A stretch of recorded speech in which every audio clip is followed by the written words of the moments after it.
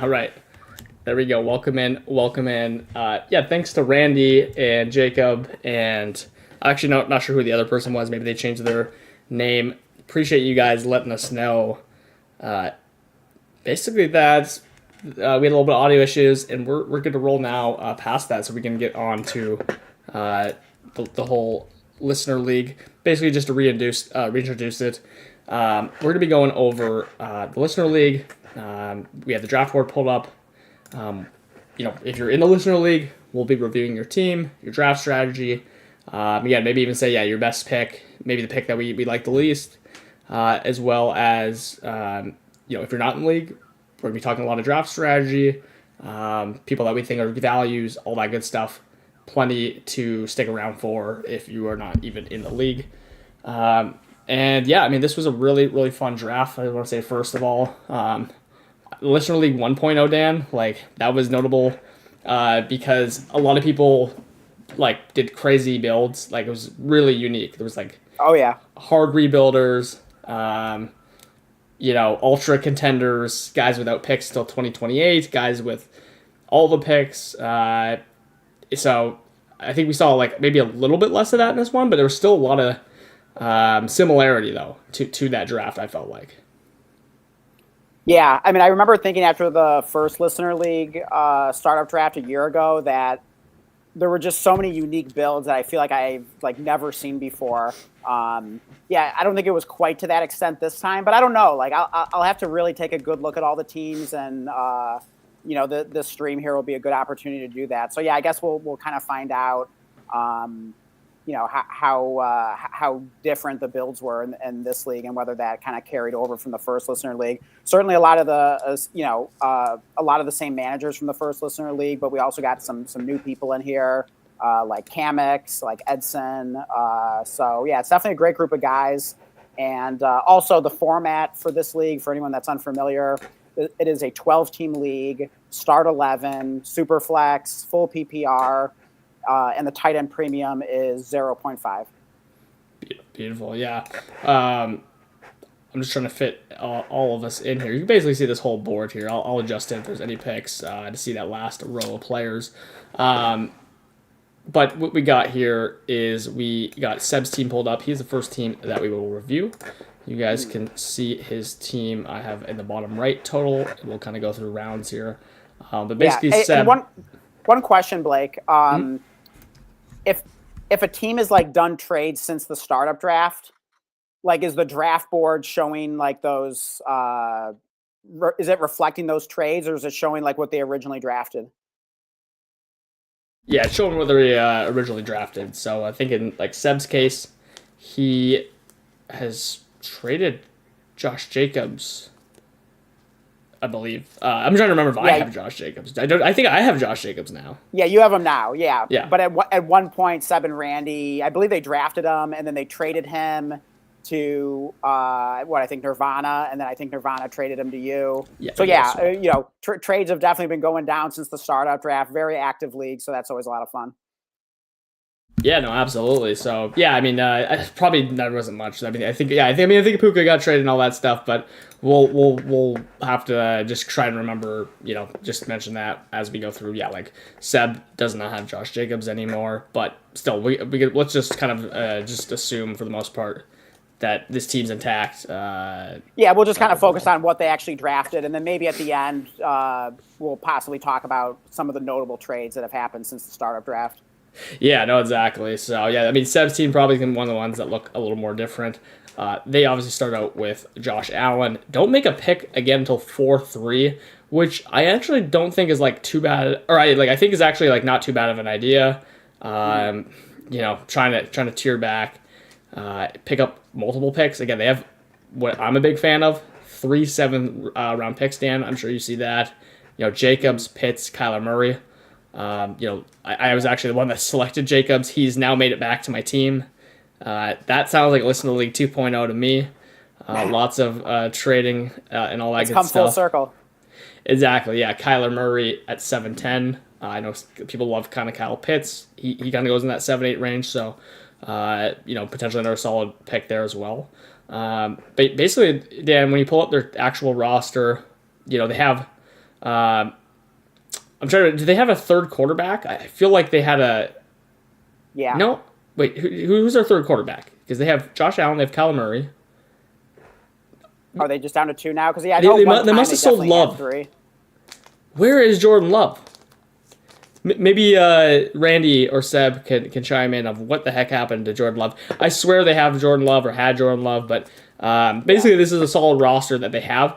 The question marks are really in the flex. You know, you got Kyle Monangai at 11-1. Oh yeah, he's in the Jordan Love's in the super flex spot right now. It is not showing that for me. Oh, weird.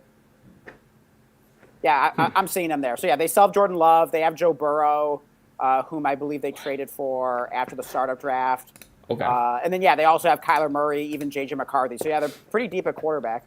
I'm gonna pull up like their actual team then, because it is not showing that. Well, yeah, for me. I'm looking at I'm under like the league tab, and then I clicked on their team. Gotcha. So yeah, I'm kind of toggling between that and the draft board. Yeah, their team looks much different than that Yeah. now. Wow. Yeah, they actually have. There are a team that's made a lot of trades, so maybe we should look. Yeah, I don't Seb know. loves to make the trades. I mean, he right at the startup. It wasn't long before he was putting like every player on the trade block. So yeah, he loves to trade. Goodness. Okay. Yeah. Let me just pull up for this team here, like both looks here, because Okay. this is probably an important one to do it for. Yeah. Yeah. That's there's a lot of like stuff we're missing out on here. Like they don't have Joe Burrow at the startup. Yeah, and they also traded for Bijan Robinson at some point. I can't remember if that was during the startup or if it was like right after. But yeah, they were that wheeling was- and dealing. That was during. So Yeah, that's what I thought. I mean, I don't think it's even showing Bijan for that. Yeah. Anyways, honestly, let's just look at their team here for that. It's just most easy here. I'm not sure what. Yeah, sleepers bugging. Burrow, Robinson, Scatavo, Lamb, McBuka, Kraft, Pitts, Watson, Kelsey, Monty, and Jordan Love. That's their top 11. Kyler Murray on the bench. Again, now you got what I was saying in Monangai and Juwan Jennings that were in their flex. Sounds like they got a pretty solid roster. They're a couple deep on the bench. The big thing is I own their 27 first. They have actually 127 pick. It's a third as far as picks this year. They have 204 and 2 fourths. So really no draft capital until 2028, as you can see, because they have a really nice lineup. What are your overall thoughts on this build, Dan? Yeah, I think they did pretty good. I mean, I wish they didn't have like quite as much invested in quarterback. I mean, Blake, I know you and I definitely share the philosophy that we don't like to have a lot invested in third quarterback. Although I could argue that I'm maybe guilty of that a little bit because I ended up picking Stafford as my third quarterback. So, but I guess it was a case where I felt like the value was too good to pass up on him. So maybe Seb and Randy felt the same way about Kyler Murray. And Kyler Murray is a player that Blake, both you and I are excited about. So I guess I can't blame him too much there. Hopefully they'll have an opportunity at some point to liquidate or trade one of those quarterbacks and maybe improve one of their flex spots or something like that. But yeah, I mean, this team's looking pretty sick. I mean, like Bijan and Scatabo. I mean, as long as Scatabo doesn't get nuked in the draft, like that's a pretty sick running back duo. And as long as Scatabo's healthy, I mean, Lamb, Abuka, I mean, that's awesome. Tucker Kraft. I mean, yeah, you just kind of go down their lineup. I mean, yeah, Kyle Pitts in the flex is pretty solid. Christian Watson, Travis Kelce is a great win now. David Montgomery, Jordan Love. So yeah, it's a really good lineup, as it should be, since they traded away some of their future draft picks. Taking a look at their bench, I mean, you got Monangai, you got Brian Robinson as the handcuff. Not a whole lot after that. So the bench is a little thin. I mean, if they suffer some injuries, it could get a little dicey. I do see Jalen Noel on the bench. I like that pick. So yeah, maybe a little bit of a fragile build, but pretty sick starting lineup. So in typical Seb fashion, he's just kind of going for it. DGAF and YOLO and all that stuff. So you got to respect it. You got to love it. No surprise, because Randy was saying Seb's philosophy was getting to him. It's contagious. That's nice to see for Randy getting in on the Seb experience here. They're always a fun team to watch here. So yeah, I mean, I'm sure their team will change a lot as far as where it's at right now. I mean, it'll probably look different going into the season. Where it stands right now, yeah, this is a really solid lineup. Really no weaknesses, like actually in the starting lineup, just that bench. Again, I'm a big kind of fan of having depth. Not too much depth, but, having a couple more names on that bench would be nice. They do have a second round pick, which will help. I think it's the 204. Again, they have Kyler Murray that they could trade. They have Joe Burrow they could trade to someone. So, yeah, Randy had mentioned in chat right now said QBs are trade value in his eyes. So, definitely sounds like, no quarterback could be safe. They do have Jordan Love. He's probably, these are two Packers fans for reference. Seb, he will go at he will stop at no distance, no length to get Jordan Love. I'm sure it's going to be very hard for someone to and they were going hard after the Packers. I mean, at one point, they had Josh Jacobs. I can't remember if they had any others, but they still obviously have a lot of Packers, a bunch of Packers left on this team. What I do like that they did is that considering they traded away a decent amount of their future picks, most of their stud starters are pretty young. So I do like that. I think if you're going to trade away your future picks, it's nice to have like younger studs that you can keep that contending window open for a while. And another thing I like that they did is, obviously, the Scatabo trade was risky, but I like that it got them younger going from Jacobs to Scatabo. So I think that was kind of like a good risk for them to take. And also the Bijan trade was huge because like early in the startup draft, I remember thinking they were pretty weak at running back. That Bijan deal changed everything for them. As I mentioned on when we first started the stream and then we had to scrap it, I think running back's really important in this format because you only have to start 2 receivers each week. It's a lower tight end premium. And it's just kind of like a running back landscape in Dynasty right now in general. Like if you look at like war charts for wide receivers, it's been really flat the past 2 years. So it's kind of all about the running back right now. Running backs are going higher and higher in startups. So I think those running back trades they made were really big for this team. Yeah, no, absolutely. And by the way, one thing that we should mention, a little fun trade they made, just before we move on to the next team here. Actually, we'll actually should give our favorite pick. Or if we didn't like a pick, I don't know, maybe we should mention that too. But I was just going to say that they made a trade that was just recently Jacobs for Scatabo. I'm a big Jacobs guy, so I definitely like the Jacobs side. I then went and traded for Jacobs, basically swapped ETN for like Jacobs and a peanut on top. So that was a fun bet they were making, laying down the cards that they're not worried about Scatabo. Yeah, they'll definitely be sweating the NFL draft, waiting to see where Jeremiah Love goes. But I think it was a fun roll of the dice there. So hopefully it works out for him.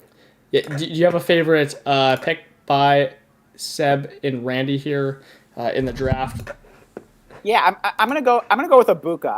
I know Blake, you've been kind of I don't want to say an Ibuka hater, but a little bit of an Ibuka hater lately. 100%. We even come up on Discord. Randy was asking us about an Ibuka offer. Someone was trying to get Ibuka from him, and he turned it down, and I think that was the right decision. But in any case, I forget exactly where they drafted. Or actually, here, let me pull up the draft board. Let's see. They got Ibuka. What was that? The 4-3. Yeah. So I'm going to say offhand that was probably my favorite pick. I just think what I like about Ibuka is I just feel like get him in the 4th round there. I feel like it's pretty forward thinking because he ended the season so badly, but I think there were circumstances for it. Ibuka was banged up. Baker was banged up. You kind of hit that rookie wall.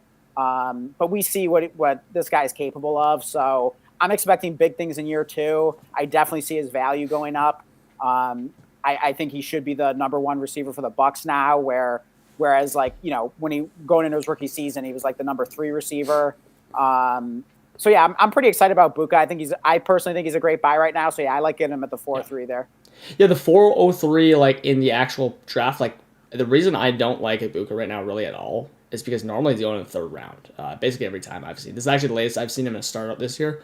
So I do like that they got him a little bit later. Actually, as Jacob just mentioned here, they actually took him over the 103. So yeah, to me, I would rather have the 103. I'd rather have the 104 as well. That's actually trades when I own Ibuka. I've been trying to make. I wasn't even able to get the 105 for him. Real offer I sent out. So that's just where I'm currently standing. That was actually before the Mike Evans trade where I was trying to get the 105 for him. So definitely don't mind like him as much at the 403. Obviously, Mike Evans has went, so things have shifted. A little more favor for Ibuka here. Don't hate the pick, especially where they got him. As I mentioned, Kyler Murray is my favorite pick at 710. I actually don't even think they made that trade. I don't even think they made that pick, but they traded for him. They were like one pick behind.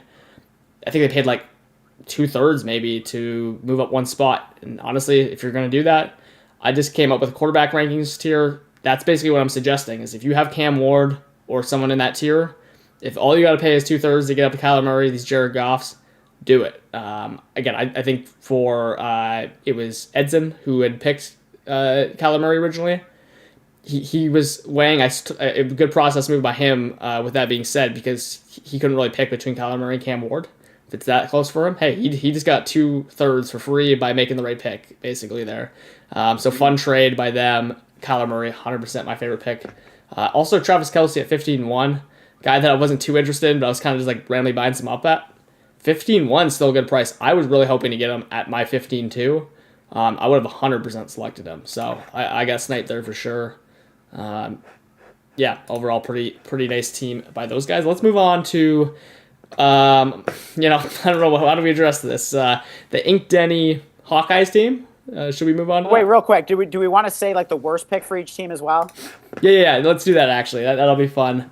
I'll say Kyle Monangai at the 11-1. Yeah. I mean, I like him as a player. I liked him coming out, and obviously he was a really nice hit as a rookie. But it's always dicey with those poor draft capital, running backs that could get nuked at any time in the NFL draft. It's basically like even a riskier version of Scatabo. I mean, I guess you're getting them a lot later, so I guess in that sense, maybe you don't mind it as much. But I don't know. Scatabo just feels a lot different.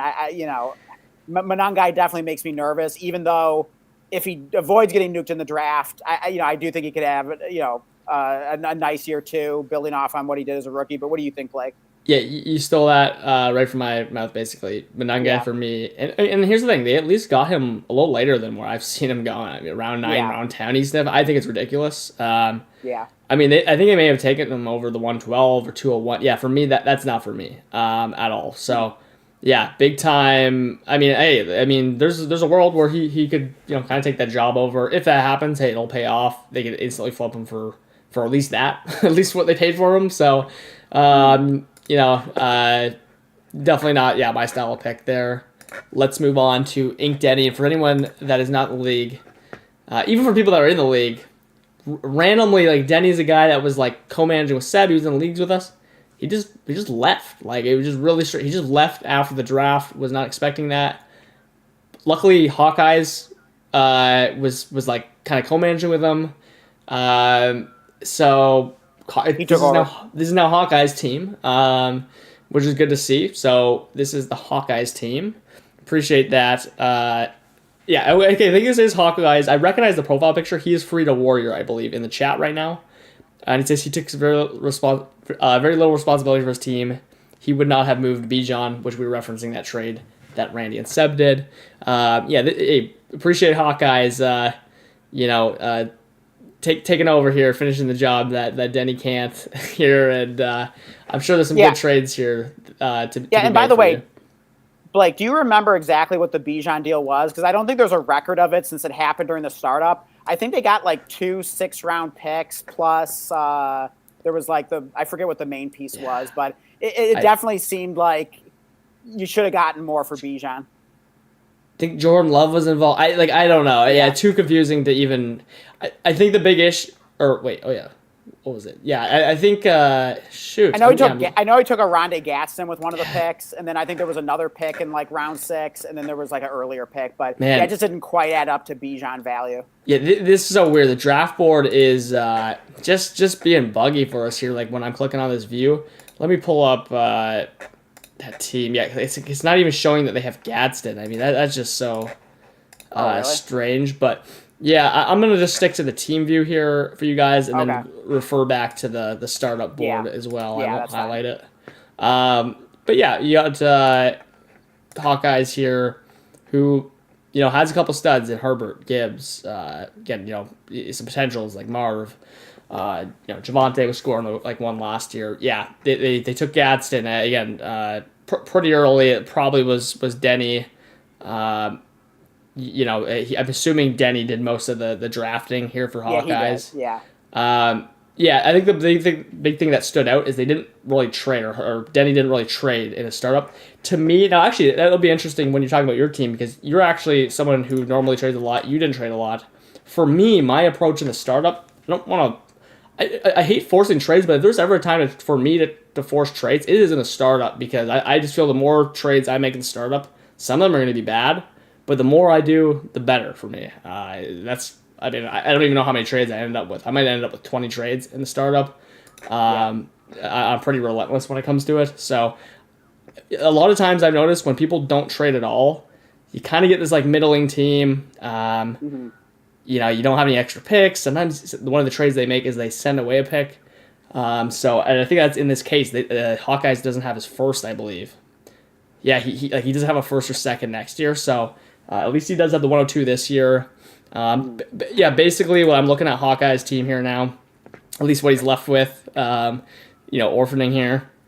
He, it's just like an okay team. You got question marks kind of all in those flex spots though. Again, there's not too much on the bench. I do like the Falcons, kind of double quarterback room, getting those cheap. It looks like there might have to be some down tiering here. It doesn't look like a contending team to me, basically, when I'm looking at it on paper. What do you think, Dan? Yeah, it looks a little rough, and also I just noticed that like 2/3 of the bench is just like completely empty. So that's crazy. Hawkeye's definitely got to hit the waiver wire. I mean, I know there's not like a ton there, but you there might as well fill out the bench. I'm sure there are a few little deep sleeper hidden gems that you can find off waivers right now. I think that would definitely help a little bit. But yeah, there just isn't much on the bench to go to. I mean, hopefully Njoku signs somewhere. I do like Josh Downs as kind of like a sneaky little sleeper this year, coming off a disappointing season. Yeah, Woody Marks, I don't think much of, even though we liked him coming out. I guess it's nice you have the Falcons quarterback room, but yeah, pretty much like all the value is tied up into the starting lineup and like the 102. And then I think there's a 28 first, but yeah, missing that 27 first helps. It's a little depleted, but yeah, I'm sure Hawkeyes can like do some down tiers. I mean, Gibbs would be an obvious place to start. If he can get like a King's ransom for Gibbs, like that would probably be a good move. But it's just it definitely needs a little TLC, a little renovation. But I'm sure Hawkeyes is up to the job. Yeah, Hawkeyes loves the trade, so should be a fun time for him to navigate here. And the rookie waiver wire should help him out. A lot of good players will get cut. There's going to be rookies on the waiver wire as well. There's always some interesting guys that don't go in the first 4 rounds. So and plus, I mean, everyone knows I love me some Jahmyr Gibbs. So maybe Hawkeyes and I can work something out. I mean, I'll have to see if I can afford it. I got a few extra picks and such to play with. So if Hawkeyes is watching right now, definitely hit me up. Yeah, you want to do a favorite and like a least favorite pick for this team? Yeah, what's the best way to do it? Should I look at the draft board, or is that unreliable at this point? Yeah, you gotta pull up his team basically. Okay. Well, maybe I can kind of piece it together. I am glancing at the draft board right now. So wait, did they draft? Okay, yeah, I think most of this is wrong. They didn't draft like London or Tet, did they? No. So forget that. Pulling up the team. Let's see, where do they get Wandale? I mean, I do kind of have a soft spot for Wandale. Where do they get him? They got him at 8-10. 8-10. I guess that's not too bad. I mean, I'd have to know what rookie pick they took Wandale ahead of. 109. They took him ahead of 109. Okay, that's a litdo bit rich. Where'd they get Marv? 503. 503. Doesn't sound too bad. I don't own any Marv, surprisingly. Wow. Okay, I'm just gonna say the best pick is Jahmyr Gibbs. So where did they get him in the first exactly? 107. 107. Oh, but come on. That has to be the best pick. Forgive me if that's too obvious of an answer, but yeah, getting Gibbs at the 107. I was just saying how big running back is in Dynasty right now. I'm personally really buying into that. And I think especially in this format where you only have to start 2 receivers, it's a lower tight end premium. I'm all about the running back in this league. So yeah, I think Gibbs is a phenomenal value at the 107. I could definitely make an argument that he should be the 101. Yeah, and Hawkeyes is saying, hey, you'll consider a Gibbs deal. I think he definitely should. Oh man, I shouldn't have been talking him up here, but Yeah. yeah, hey, everyone knows I love Gibbs, so. Yeah, fortunately for this team, this really is a team, like, for me, my draft board, there's a lot of players I was not considering, so it will not be hard for me to, like, do, like, the least favorite pick. But I do really like this, like, Penix Tua. Like, I don't even know. I guess I would say I like the Penix one better because they got them back-to-back. And, like, 13-10 Penix for me, like, I mean, basically I drafted a couple Penixes. Where did it go? I drafted a couple Penixes in the 11th before Tua got there.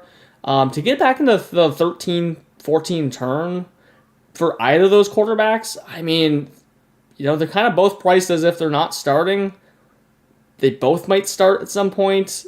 One of them might be the starter the whole way. Again, there could be a career. There could be some, grass could be greener in the future seasons for either of these quarterbacks.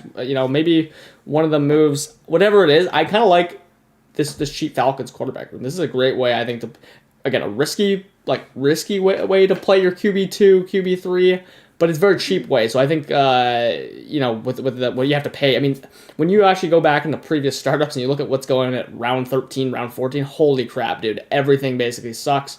There'll be an occasional really good pick. I think this is the kind of pick that could be a huge payoff. Is one or even somehow both of these guys. Again, they're in the team together right now. Maybe they won't be in the future. Kind of like the Darnold Baker Panthers or whatever, right? So hopefully it goes better for that for these guys in the Falcons. Those would be my favorite picks. And then least favorite, like, what do I get? No, I'll say Woody Marks at the 13-3. I mean, I guess that's pretty late, but like, I mean, still look at some of the players going around there. I mean, Xavier Worthy went 2 picks before that. I mean, looking at some of the players after, I mean, I'd much rather have like Dallas Goedert or Ramondre Stevenson, maybe even like T.J. Hawkinson, Gunnar Helm, Okonkwo, Ferguson, Terrence Ferguson. A lot of players that went after that I would much rather have. Yeah, for me, like the one big reach that I saw, like, because I was picking that range, was like Gadsden went 608. What I will say though is at least like Gadsden, I can see him paying that off. Like there's a world where I think he pays that off. Sure. For me, Dan, you're not gonna like it. Yeah, for me, the picking Wandale over the 109, like that to me, like I just can't get there. So like to me, it's a bridge too far. I mean, I was wanting to say like Wandale's my favorite pick, and then like, oh wait, you went ahead of the 109. Yeah, scrap that. So to me, that's my least favorite. At least like Shuck, I think, again, I really have like Shuck as a player I don't love right now. At least I got him at 802, he can go higher in drafts. I think that's more palatable. I would much rather have 802 Shuck than 810 Wandale Robinson, personally. So let's move on to Mr. Matt here. I hope his team is accurate because I would love to just show the draft board. It looks like it's good here as I'm looking at it. Okay. I'm seeing a lot of players. Yeah, I think we're good on Matt's team. I'm not sure what is going on with that draft board, but thankfully we can actually see his team here. Yeah, Matt, who is in Listener League 1.0. By the way, it should mention Seb and the Hawkeyes happen both to be in Listener League 1.0 as well. Yeah. Matt gets a solid team as always. He always seems to be able to build a strong roster ready to start up. Kind of story on his team, man, is I see a really balanced lineup here. Like you got a rock solid quarterback room. One I really like, nice value on Burrow, nice value on Jared Goff, man. I was really hoping to somehow end up with him. I had to pick other things around him. I was hoping he'd fall to me. Yeah, 2 stud receivers in JSN, CeeDee Lamb at 2.9. I mean, that's just amazing. Really solid running back room. I mean, just solid picks all around. I liked a lot of these picks. I think as the draft went on, maybe a few that like I would steer in a different direction for, but that's just going to be the case for every single draft, right? People aren't going to like, what I'm picking when Brandon Ayuk in the 13th round. So, I mean, really, I thought Matt killed this draft, picking wise. Yeah, I mean, the running back room isn't as strong as I would like. but he did manage to kind of cobble it together. I mean, he's got Judkins, though he is coming off the major injury. But I kind of like getting like the two Steelers running backs. I mean, if you own Jalen Warren and Kenneth Gainwell last year, I mean, both of them were just awesome. Pretty much like most of the year, you could start both of them. So Yep. If that plays out again this year with Jalen Warren and now Rico Dowdle, that could be kind of sneaky good, even if it doesn't sound like super exciting. But yeah, I mean, he's definitely stacked at wide receiver. He always seems to be good at tight ends. Wait, let's see. Wait, how is he at tight end? He has what? Yeah. By the way, Matt. Thanks, Hawkeyes. Hawkeyes is saying that Javonte Williams is actually on Hawkeyes' team and not. Okay, that's right. So the RB2 is Jalen Warren and. So the running back Dobbins. room is a little on the weaker side. It's Gotcha. basically Judkins and then the two Steelers, Warren and Dowdle. Gotcha. Okay, yeah, just making sure because it actually wasn't fully lining up his draft board, so I got the right view here for the viewers. Yeah. So I mean, that's probably his team's weakness. I mean, tight end is at least like solid enough. What he's got, Jake Ferguson, and then on the bench he has Terrence Ferguson, Arroyo, Dalton Schultz, Strange. So yeah, it's kind of like a gross tight end room, but it's fine. I mean, it's a 0.5 tight end premium, so like it's not like the end of the world. So yeah, it's a solid tight end room at least. The running back room is just kind of good enough to get by, at least gets a passing grade. And then obviously he's super strong at quarterback and wide receiver. So yeah, I would say overall it's a very well-balanced team. It's a team that should keep its value pretty well, obviously having the most invested into quarterback and wide receiver. So yeah, I'd say all in all, very solid job by Matt here. Yeah, that's right. And I see. So yeah, he's got Josh Allen now because Matt is one of the players that made the trade with Seb. Yeah. Oh, and I also see he has J.K. Dobbins. I had missed that in his starting lineup. So yeah, that helps. So yeah, solid enough running back room. Yeah. And then I also see like Alec Pierce on his bench. So Jacoby Myers. So yeah, he is really strong at wide receiver. Yeah. I really don't mind. Like, I'm just one person that can go pretty cheap at running back. So. If Judkins can do something out the gate and then just have Warren and Dobbins and I guess Dowdle with Warren, to me that's hopefully enough. Like got some other bodies. Even has a couple rookie picks where maybe a running back in this class falls to or something. So I'm not like too concerned about it. Definitely not like a blazing running back room. Again, just some really nice receivers. So I guess CeeDee Lamb is off his team now. Again, the sleeper board that's just so unfortunate is just like. Not showing us the accurate teams. Burden is his wide receiver too now, not CeeDee Lamb, as CeeDee Lamb was traded in that Josh Allen deal. Let's take a look at. It sounds like we both like his team. Let's take a look at like his favorite, pick here and like our least favorite. What comes to mind here as your favorite pick? I mean, it's such an obvious thing to say Jared Goff at the 7-4, but like. How can you not go with that? I mean, that's just like such stupid value. I definitely had my eye on Goff as well. Matt sniped me pretty hard there. I want to say, I feel like I had like the next pick or something like that. So it's not showing that. Maybe I traded it away, but I know I was picking somewhere right around there. And yeah, Matt definitely sniped me. But you should not be able to get just like a perennial top 10, finishing quarterback. Who's still only like 31 years old or something like that. Yeah. So, still could have like another damn near decade of football ahead of him in the 7th round. Like that's just insane. Yeah, you must have been sitting somewhere like at 7-9. I think you hadn't made a trade up until that point, so you must have been sitting at 7-9. Oh, you know what? I had the where Kyle Pitts went. I traded that pick to Seb. So I guess in my memory I was a little closer, but yeah, I guess I was like 5 picks away or something. He was not going to make it to you. I'm actually part of the reason that Goff fell. Now, not the reason he fell, but Goff, Dak, and Mayfield kept falling down this entire board, and I owned like 4 picks on this turn.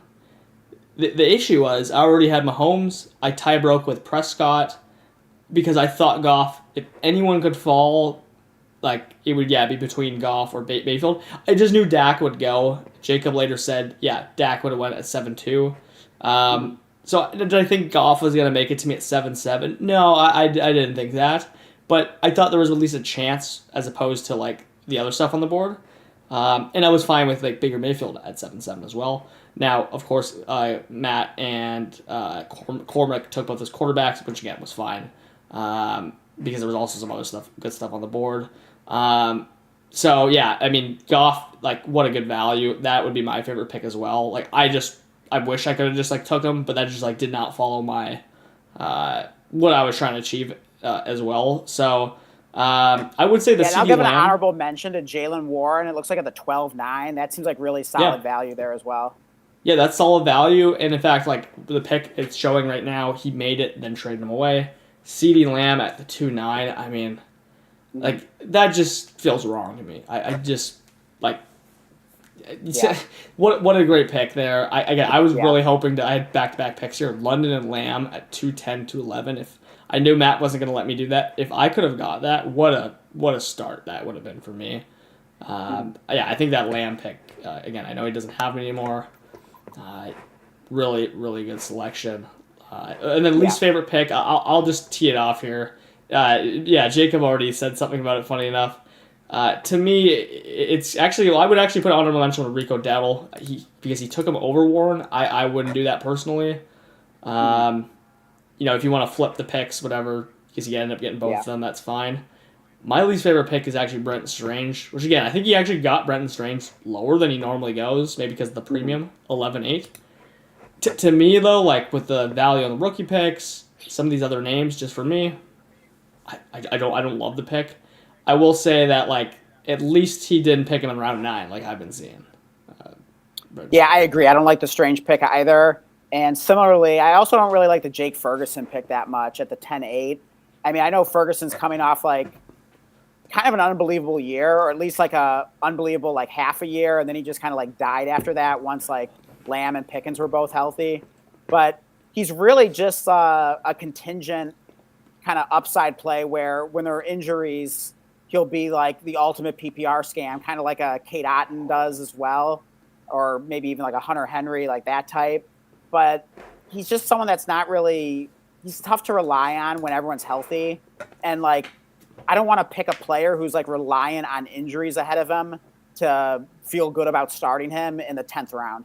Yeah, he hasn't really been on my boards. I suspected maybe to, like, kind of like Ferguson this year as he had a kind of slow finish, but I haven't really had him on boards. I will say I actually like Ferguson around earlier more than Strange, though, because at least Ferguson has shown an ability to score, like, elite fantasy points in stretches. That's true. And like, again, I don't want him to rely on the injury stuff, but at least if there was a CeeDee Lamb injury or George Pickens injury, we at least know he could be, like, literally the tight. I mean, he was scoring like 25 points per game or 23 points per game, something ridiculous.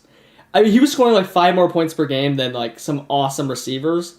When like CeeDee Lamb was out, like through that. You're talking about like in 1.0 tight end premium league. Yeah, the 1.0 tight end premium. I mean, it was insane what Jake Ferguson was insane. doing. So, like, it was absurd. At least that's like in the range of outcomes. At least we could like see that. Whereas like Brenton Strange to me is just like some dude. Like I mean, and I actually know that like literally Jake Ferguson is also just a dude. Like he's not really athletic. He doesn't break tackles.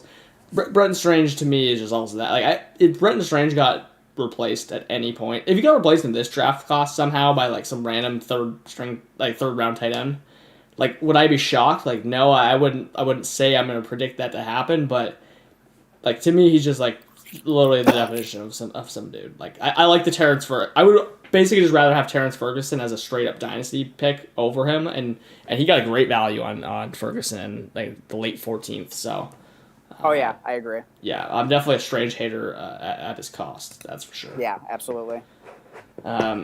So let's move on here to who's this next? Nirvana? It is Nirvana. Which, by the way, for anyone that's not in the league, something kind of cool we got going on in this league is we have a father-son duo in this league. Heck yeah. Joey, who is in Listener League, is the father. And shoot, I always forget Nirvana's name because it's like something kind of. I think it's Corbin. Corbin, yeah, it's kind of like his unique name. I just like always. I just think it's because we have a Cormac in here. I always it makes it a think little confusing. Cormac, and I know that's not it. Yeah, and by the way, for anyone that doesn't know, Joey is at OTC Howie on Sleeper. That's kind of like alluding to Howie Roseman. Yeah, exactly. And so Nirvana is the son. He, I think, is pretty new to Dynasty. I know he's in other leagues. I think one with you, Dan. So, Yeah, but he's caught on to it quickly. He loves to wheel and deal, just like his dad Joey. And I mean, he knows what he's doing for the most part. I mean, a few questionable picks in here that I know you and I don't love, but overall, just being in multiple dynasty leagues with Corbin, I definitely have been impressed with what he's been doing. He definitely has good instincts for the game of dynasty. Yeah, I definitely noticed that as well. Again, I'm starting to catch on, kind of just like sometimes there's these players where I kind of just some picks they make or trades they make, I start to get an idea of like what they might start looking at. Again, it's not gonna be always accurate. I didn't realize he had like Cam Scatabo as his like literal that you can get a player's head. Maybe I was like subconsciously like seeing that, but like I just knew that he was gonna want to come up like for Cam Scatabo at 7-7. I was like, perfect. It's an opportunity to do something. Like I have Tootin over Scatabo this very second in my own rankings. I was hoping to make that deal, get something on top. I was able to do that. So there was no surprise to me when he came up, traded with me to get Cam Scatabo. Again, it might be a good value at 7-7, pending his health and the draft. But he's very like he's very like the young, hip kind of dynasty player. Like nothing screams that more than like George Pickens to me, like a pick like that. Maybe like a DJ Moore or something like that. He's kind of like Drake May. I don't know. There's like these unwritten like kind of like archetype of players. So I'm definitely noticing that with Corbin here. And yeah, a lot of good picks here. I think a couple that I would take back. But let's start. Just by looking at overall his team. The one thing that stands out to me, again, just not my style, is he doesn't have any 26 picks, doesn't have any 27 picks other than the fourth. So we're looking at his 28 first being the next like notable draft pick. So, better have a good starting lineup, better have some depth. And I think the first thing that you look at when you're scrolling through the lineup is, there's really no depth here at all on his bench. So like that's like kind of my first nitpick looking at the team. Mm-hmm. I mean, I'm scrolling through. I don't think there's a single player I'd pay like a third for on this bench. Again, I think maybe these running backs like Jordan James Mitchell might have some potential for that. But yeah, other than that, like basically it's just a bunch of guys that like, if you just completely cut them, like I wouldn't make a difference to me. Then you look, so basically just rocking with what's in his lineup. A lot of good players, obviously Drake May, Jackson Dart, who I love.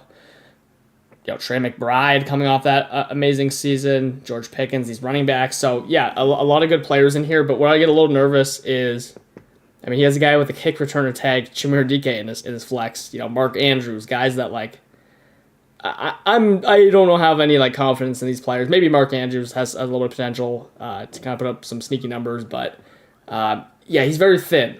Not much depth in the start 11. Yeah, I agree.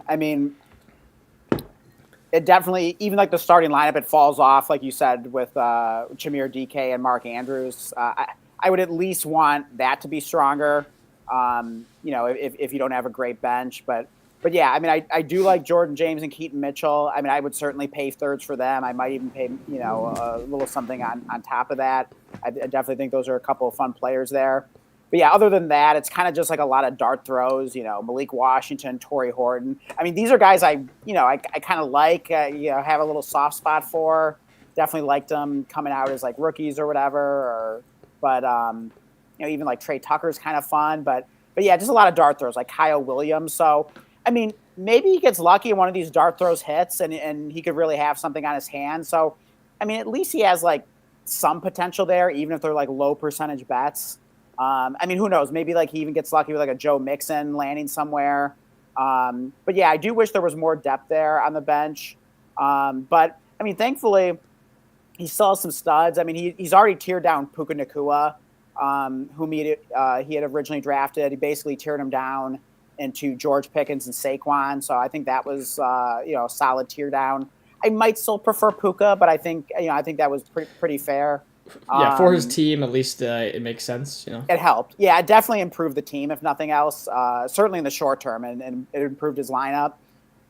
So maybe the next thing I would probably look at is tearing down from Drake May. Of course, that's a lot easier said than done, just because there's so much damn value in Drake May that it's hard to get anyone to pay you that value for him.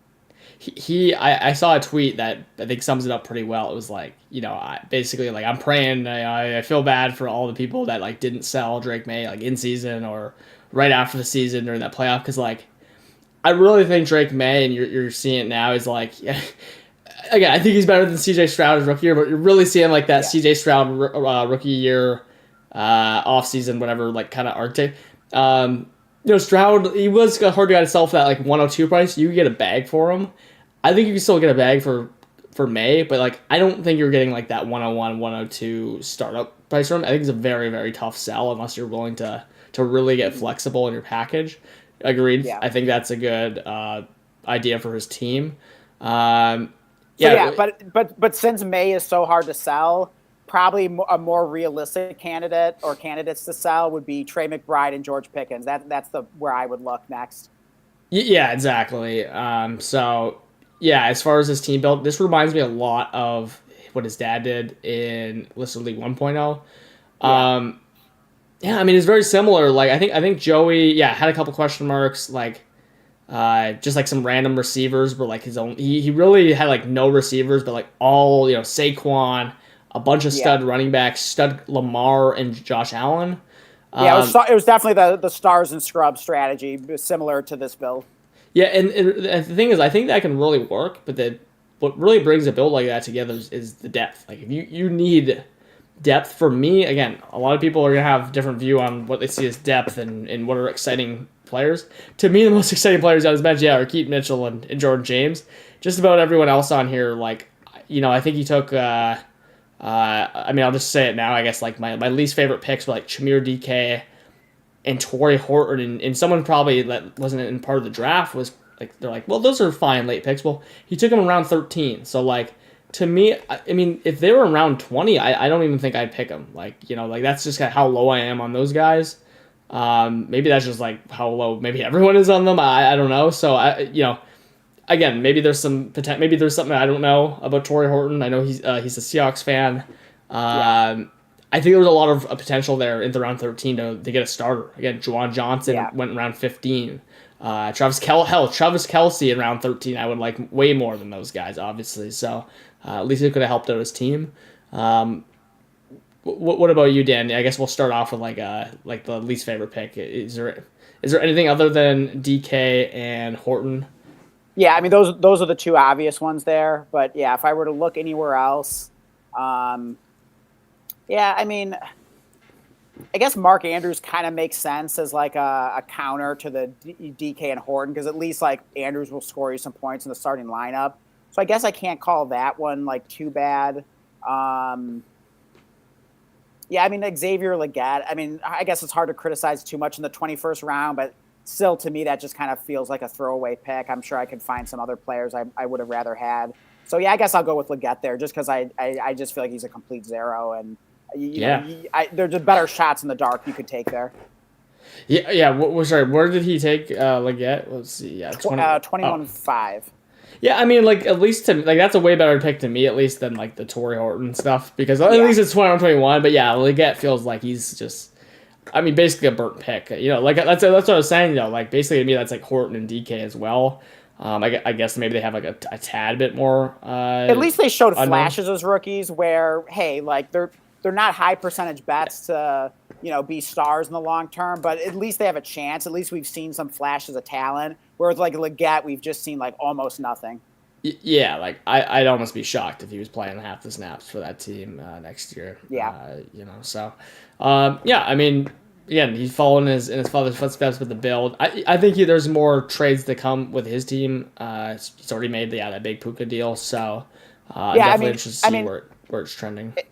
Yeah, absolutely. And if the other league I'm in with Corbin is called Rounders, and I mean he just makes like unbelievable trades in that league. I mean, like every time I see a trade's been completed, it involves him, and it's like, oh my god, like how the hell did he pull that off? So I definitely expect him to be wheeling and dealing and making some good deals. So he might not have the best team right now, but I would definitely not bet against him. Like I have a feeling his team will be looking a lot different by the start of the season, and I have a feeling it'll be looking better than it currently looks.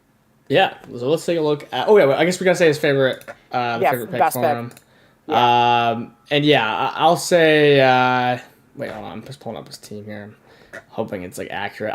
Wait. Oh yeah, no, actually, I was gonna say like Dart, but I remember. Yeah, he took Dart. Yeah, 2-1. I mean, he did reach on Dart, but although I mean, it's probably not even a reach in terms of like because we would probably both argue, Blake, that Dart probably should be going a lot closer to the 2-1 Yeah. than where he normally goes in startups, which is like the third or fourth round, which is kind of insane. So Corbin just actually took Dart where he should probably be going.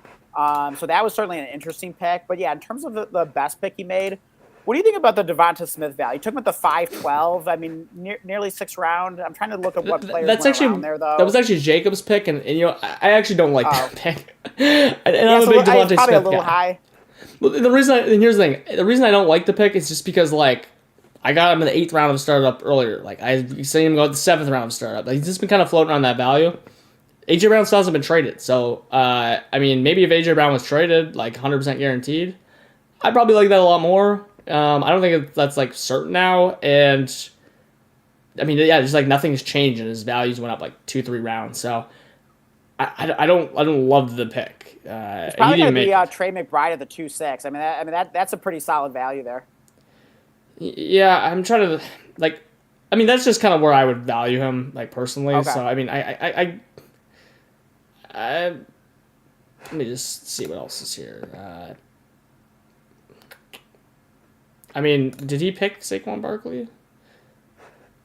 Well, he didn't draft to be traded for him. Well, he tried it. Yeah, is this like? Am I allowed to say Saquon Barkley, even though he didn't even? Sure, why not? Yeah, I'll say Saquon Barkley. Okay. Here, actually, I'll say for I guess because Trey McBride, it wasn't like extraordinary value or anything. It was solid. It's where he normally goes. I'll say my favorite value is I like Keaton Mitchell at the 17-5. I definitely got sniped there. I think that's a fun pick. Maybe he can be kind of like the new version of A-Chain for McDaniels there. At least a poor man's version. So I think that's a fun pick. Yeah, I like calling that one out as well there. Yeah, I didn't see that one. I forgot about that. So yeah, let's move on to Cormac Glass here, who is not Matt's wife, as I was gaslit into believing. Got some bad information there. So yeah, it's just basically a longtime friend of Matt's. I'm pretty sure they've been playing Dynasty together for a while. Yeah, exactly. So yeah, him and Corbin new to the listener league. They're not the first one. Again, I really thought this was similar to Matt's draft here. I thought this was a really solid, like, just overall draft. Again, some of these players, like for example, Breece Hall at 5'8", I think it's lower than what we've been seeing Breece Hall go. So like, I like the pick if you're just planning to hold them, stuff like that. But am I like excited to pick Breece Hall at 5'8" right now with maybe what I can do with that? Like, Breece Hall is kind of my most like convoluted player. I love him, but like I think he's a sell right now because I'm just not sure what to really expect from him this season. And maybe like a soft sell. I mean, we sold him for Malik Willis and Alec Pierce right before free agency. Like, that feels like a home run. Of a trade, at least right now. At least what we could do for value with that. So, yeah, I mean, there's some picks like that. Again, Tyler Warren, 3-6. I just don't really know how to feel about it. Like, that's probably where he should go, but do I love it? Not really. T. Higgins, 5-6. So, I think he's got a lot of names here that I think are solid players. Daniel Jones, 8-7. To me, like, I have no problem piecing the quarterback room together like that. Baker Mayfield, 7-6. Like, that's an awesome value. So, yeah. For him, I think the big thing when I see a team like this, again, I think he only made maybe a couple trades. One was for sure with me to come up to get Breece Hall. Again, just the way that I like to draft. I just wish there was more like, I don't know, maybe a little more like depth and just like, tearing down earlier. He basically kind of stuck and picked. But overall, pretty balanced team. Like, what do you think, Dan?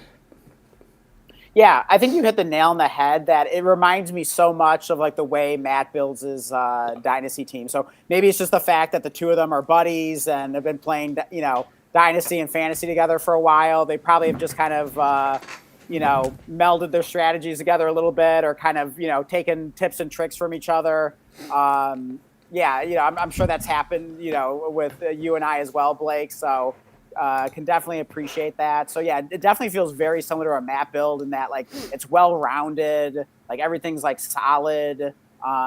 Pretty good like value insulation on on a lot of the picks. Like I think this team will have like a pretty long contending window as long as he manages it well. So yeah, not like too many bad things to say about it. I wish the QB2 was a little stronger. Daniel Jones coming back from the pretty major injury. I guess Geno Smith can get you by if Daniel Jones is out or not 100%.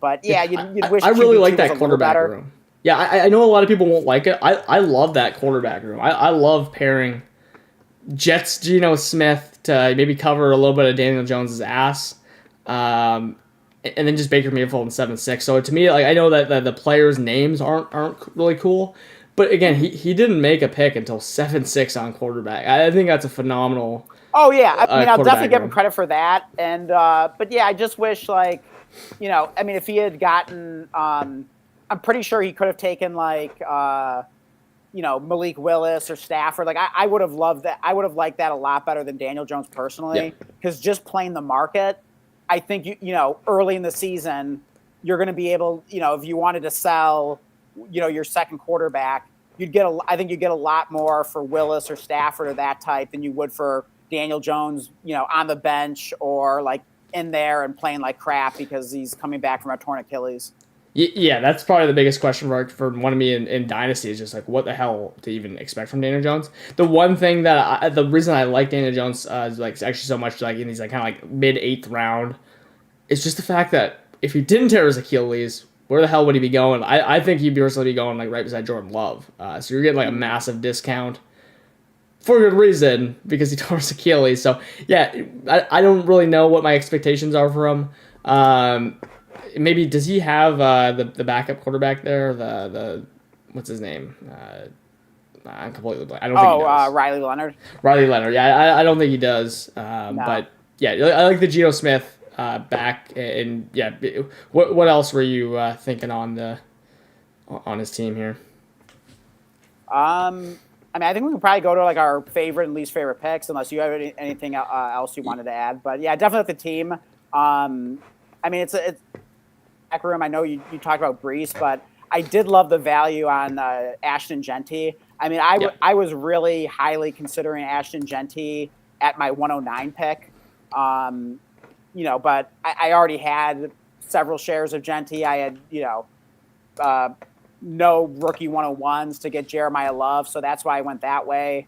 And then I also ended up taking Bowers, not to make this about me, but anyways, Genty fell further than he should have. I thought that was a phenomenal value. That would probably be my choice for my favorite pick of his. Yeah, I love that pick at 2-7. I thought that was one of the best picks in the live draft portion, if not the best. I want to do a little cop-out answer here because I wanted to make it more than one player. I want to make it Baker Mayfield at 7-6, and you're not going to believe this, Dan, but yeah, I actually think that Chris Godwin, like I'm going to stack my my favorite picks here. Chris Godwin and Jalen McMillan. Now, I think Jalen McMillan maybe went a little earlier than I would think, but like I still see a world where that's like not even like high enough for him. Again, I'm not like I don't know that Jalen McMillan's like some like good receiver. I'm not banking on it.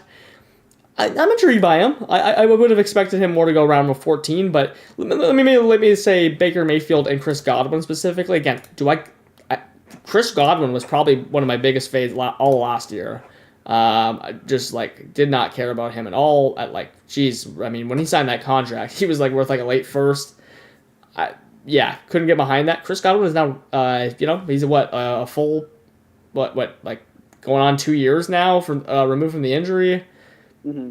Mike Evans is gone. Get him around 13. I mean, seems like a pretty good deal to me. Yeah, I agree. And he gets the double stack with Baker with both McMillan and Godwin.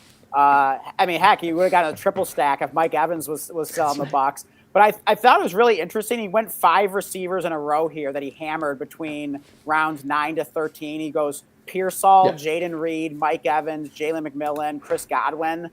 I mean, I don't hate it. I mean, I think that'll be really interesting to see how those 5 picks end up working out. if he gets a sleeper or two there, or I mean, Mike Evans could certainly be productive. I mean, who knows? Like maybe Jaden Reed or Pearsall end up being kind of sneaky. Same with McMillan and Godwin. I mean, all those picks were like kind of sneaky there in a way. So I think that was probably the most interesting stretch of the draft. I think it'll be interesting to look back and see how those 5 receivers there worked out. Yeah, I mean, like Godwin was my favorite there, and it's funny is I don't know how to feel about because I actually think Ricky Pearsall's a pretty good buy. Just like, I mean, TBD. I think post draft, if he survives, they don't take a receiver. I think he's actually a pretty good buy. Yeah, Jaden Reed, I can still talk myself into. I'm kind of just trying to move on from him, but like I still see the story here for all these receivers in this realm. Again, Joel McMillan and stuff like that too. So yeah, I mean, I at least like the value of like you're not spending the super high end picks on those receivers. You're getting guys late. So I know a lot of people like drafting receivers from round 1 to 7. He kind of did the inverse of that. Yeah, and he also got the MVP of the New York Jets in the 32nd round. The GOAT himself, Isaiah Williams, former Detroit Lion great. Still mad they cut him. But yeah, a fun player that I still have a soft spot for. I thought that was a fun pick in the 32nd round there. Oh yeah, real quick, I guess we got to give a least. Wait, did we give the least favorite pick? I don't think we did. No. It sounds like maybe Daniel Jones for you. Is there someone you liked less than Daniel Jones, or? Oh, I guess I would probably say, Lad McConkey at the 407. I don't know. That just doesn't feel like a winning pick to me. I mean, maybe he bounces back. Maybe McDaniel, brings something good out of him. I certainly love that Chargers offense and want pieces of it. I'm just kind of nervous and just not feeling great about Lad personally, even though he's a favorite of mine. I mean, anyone that was watching the channel, basically like when we started, we were talking about that draft class. I mean, Lad McConkey was my dude. So it pains me to say it, but I don't know. It just doesn't feel like a league-winning pick there at the 407 to me. Yeah, I think I'm gonna just say like there's really not any picks I hate. There's maybe some ones I agree. It's a solid draft. There's picks like maybe I wouldn't make, but like I certainly see why he would make them. You know what I mean? Like, right. And so to me, like maybe like it's just like T Higgins just straight on value. Like at 506, I think that's just early for me. When he's going to age 28 season. He could sure as hell pay that off in production. So I mean, that's a pretty nitpicky one. Yeah, just if you got him around later, I probably like that. Yeah, actually, another one we could probably say is Caleb Johnson at the 1807. I mean, I know that's late, and I'm not going to say there's like zero hope for Caleb Johnson, but like, you could have done better there. I mean, I agree because otherwise I would have picked him. It's so hard to even, say. I mean, there's like Tank Bigsby and Valet. I like Freiermuth better, who we got a pick a round later. Yeah, I actually agree. I like Freiermuth better. Yeah, I mean, I guess at least if Caleb Johnson can flash anything, hey, there's a lot of room for him to go up. I agree though. Like, not a big fan of that, but at least not much is gonna hit in round 18 regardless. So yeah, I mean it's a tough depth chart to climb ahead of them. I mean like Jaylen Warren was awesome last year. They bring in Rico Dowdle, that's Mike McCarthy's guy, from Dallas. So it's just like there's just like zero upward mobility potential. It feels like unless like he's just this incredible talent that emerges in year 2 or whatever, but. Just feels so unlikely. So that kind of feels like almost like a Xavier Legette kind of pick where it's just like, why even pick this player? It just feels like there's like such little hope. Yeah, I would say like at least the players going around him, I'll give him a little more credit on that just because like Deshaun Valet, hey, my boy Deshaun Valet, who I would definitely pick. I would take Valet over him. I mean, Michael Mayer, I think went in the same round. Oh I mean, I'd have to see if it was earlier or later, but I'd much rather have Michael Mayer. Yeah. Oh yeah, no, I agree. Michael Mayer, I would far rather have that. But yeah, I mean that's like the one guy in this round. Tajay Spears, I would rather have at least for pre-draft. I ended up getting him around 18, but you just never know. At least there's hope. I'm definitely not buying Caleb Johnson myself, but you just never know. New coaching staff, maybe new opportunity. You never know. I mean, maybe some injuries happen and he finally gets a chance to show what he can do. So, but overall, really good draft. I mean, very Matt-esque. But, give Cormac Glass some credit here. I think he did very well. Yeah, no, absolutely. Yeah, it's a good sign when it's kind of hard to pick. Find at something we least. don't like. So yeah, very, just rock solid. Yeah, let's move on to, I think what is Denny's brother and Billion Killian. I don't know Yep. his name. Maybe we saw it in the. In the Discord, maybe. Yeah, I totally Yeah. forgot. Yeah, our bad. Yeah, so I'm gonna have to pull up his roster too. This is not accurate because he made some trades. But yeah, I mean, he is a new Dynasty player here, so I mean, obviously, Dynasty is very hard to. I think this is his first league, so obviously very difficult to just like hop in. Maybe was getting a little bit of help from Denny. Maybe he's been playing fantasy a long time. I would say like as a first time team, glancing at it, doesn't look bad at all to me. I think a lot of people can mess up the first time. Maybe when I'm scrolling, I mean, the bench has some names. The bench, you see Likely there. You got some Shaheed, some Goddard. So, I mean, he's even got an extra 27 first. So, I feel like that's rare for an extra player or for a player to have a new player to have like an extra 27 first, for example. Oh yeah. So I definitely rare. like seeing that. He could always spend that, make his lineup better. I would basically just say this is a really just like balanced team. I mean, the weakest thing in his lineup is like Romeo Dobbs, like Chuba Hubbard, which again, both those guys could totally be relevant. We've seen it in the past, especially for Hubbard. So Yeah, I mean, if that's like your 10th and 11th, but best guy, bottom of your starting lineup like that, that's pretty good. and it might not because he's got Likely and Goddard on the bench and some other names. Yeah. So Yeah, he's also got Kenneth Gainwell on the bench. So yeah, like a lot of nice names on the bench there for sure. yeah, I really think this was just like a pretty. It kind of feels like a Matt and Cormac draft here. Just Well balanced. Well balanced. Didn't make a lot of trades. Got that extra 27 first. I love that. Yep. And there's just like not too much as overall in a team that I could really pick apart here. Yeah. Could totally be a contending team. If you just got the right players. If not, it's not the end of the world. It can make a couple trades, kind of retooled in 2027. I think this is actually a pretty impressive build here for a first time Dynasty player, I would say. Yeah. But if we're gonna nitpick here, what was your least favorite pick from the draft? Yeah. I'm kind of looking at first glance here, Brian Thomas at the 5'7". I still want to believe in like a bounce back, and I guess like fifth round isn't like horrible to like take a shot on him and what we saw from his rookie season, but it just doesn't feel good to me personally. What do you think about the Brian Thomas pick? Is he on my board at 507? No, it's kind of like the T Higgins thing, where it's like, he's not on my board at 506 or whoever. But I get why he's going there. To me, it's really actually I'll actually call two names out here. It's Devon Achane at 208 again, ahead of still CeeDee Lamb. Oh yeah, good call. To me, that's just too early. Way too high. It's just way. He's insane. He's an awesome player. Yeah. I would take Hampton over him easily. I just can't do it with. I mean, with the state of the Dolphins, I mean, new regime there, new quarterback. Even though I love Willis, but I don't know if it's going to be good for a running back. I mean, certainly for the pass catching, which is kind of one of A-Chain's cheat codes, it's probably not going to be good for. So, it could be a potential kind of like dumpster fire situation. I mean, I'm hoping not because I do love Malik Willis. I'm hoping for some good things from Malik Willis this year. But yeah, I mean, A-Chain, like, I don't think he was going to, I definitely think he could have traded back and gotten A-Chain later if he really had his heart set on him.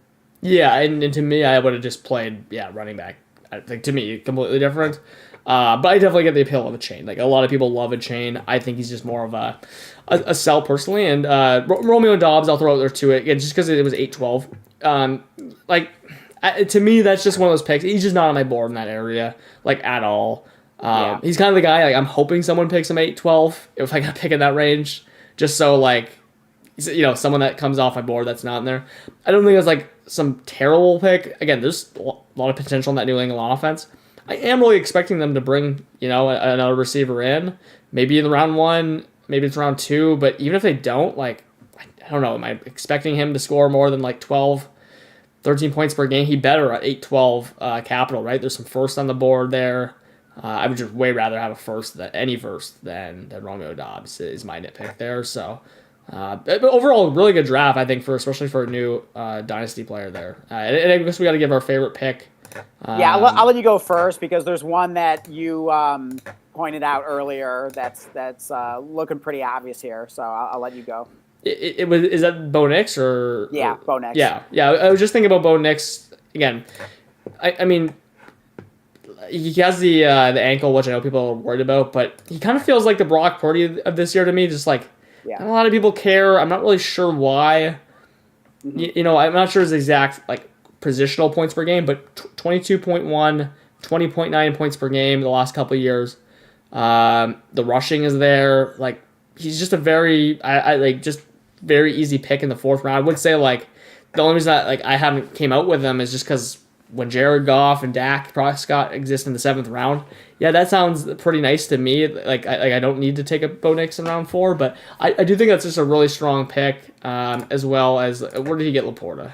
Yeah, like 6'6" Laporta to me. Again, I just have not been targeting Laporta until this offseason. I just feel like that's just like a really rock solid pick to me. Yeah. What about you, Dan? Yeah, I agree about Bo Nix. I owned him in Break Room, and he was just a pleasure to own last year. I mean, he rarely kills you, and he also has these like absurd spike weeks that just like completely like win you the week. So he's a lot of fun to own. So yeah, I absolutely love him in the fourth. But my favorite two picks, I'm gonna go with. I really like the running back value that he scooped up. I thought getting Kyren Williams at the 7.5, Derrick Henry at the 9.7. I mean, that almost feels like kind of like a low key cheat code. Just getting like two starting running backs that good, that late in the draft, and then even like later, he's scooping up like Chuba in the 11th, like Gainwell in the 12th. But yeah, I think like Kyren and Derrick Henry stood out there. I mean, I was like looking hard at both those players and just got sniped on them there, but. I was really emphasizing running back in this draft, and I thought those were really good values on two rock-solid running backs there. Yeah, actually, Kyren was the guy at 7.7. I was ready to take if he fell there, and that's the thing. Kyren, again, a player that in startups has been so inflated. I have not been considering drafting him the last couple of years. Right. But this is the first draft I've ever seen him fall in round 7. Yeah, that is actually a really solid pick. Again, I've just liked Blake Corum more later, but this is a point where it's like, I could definitely call Kyren Williams a really nice pick there. Especially just considering I was going to draft him. I can easily say that. Yeah. So let's move on to Cam-X, who's in chat. And by the way, let's quickly just catch up on the chat here. Cam-X is saying, oh boy, he's going to get flamed on his team. Can't wait. But Jacob was saying, let him crap on our draft when we get to our teams. Hey, you're more than welcome to. I already know. Well, I don't know. I was going to say that. I feel like the go-to on my team would be like, really, like Brandon Ayuk and Hawkinson. Like, those just sound like the two most gross names ever. I can't wait to see what you got in store for me. I'm excited for that for sure. Fire away. Yeah, and I feel like my team build is probably like the exact opposite of Jacob's. So yeah, I'm sure he'll have a word or two to say about my team. Yeah. So Cam-X, let's take a look at his roster. Let's see if it's accurate. Number one here, is it? It's kind of looking like it's accurate on our draft board here. Yeah. Hunter Henry, for the most part here, it's looking like it. Yeah, I mean, okay, we can actually. He did draft Saquon. Obviously, like he eventually turned in Pickens, and then he turned Pickens and Saquon essentially into Puka Nacua. But yeah, this does look accurate of the players he drafted. Yeah, anyone watching the screen right now, this bottom right is his draft board here. I mean, looking at his team is really, again, reminiscent of that Joey year Listener League 1.0 build, that Corbin. It's that Stars and Scrubs build. Actually, wait, hold on. It has George Pickens there. Yeah, I'm going to show this other view because he does not have George Pickens. But it's really Stars and Scrubs. Jaden Daniels, Brian Hampton, Puka, Amon-Ra, Chase Brown, people value very highly. Jalen Hurts, again, is even more discounted than ever. A lot of stars there that can carry your team. The issue is like, there's a lot of potential. Just like, is Jake Tonjes even going to start the game? He actually has George Kittle, I believe. So, I guess he hopes that Tonjes doesn't start the game. Worthy, again, could be a really good pick. Could be like, I don't know, maybe like Rashad Bateman 2.0 as well, as like kind of how he's being priced right now. So, um, I really like these picks late, Henry and Otten. Trying to piece together those last flex pieces. Those are really nice values.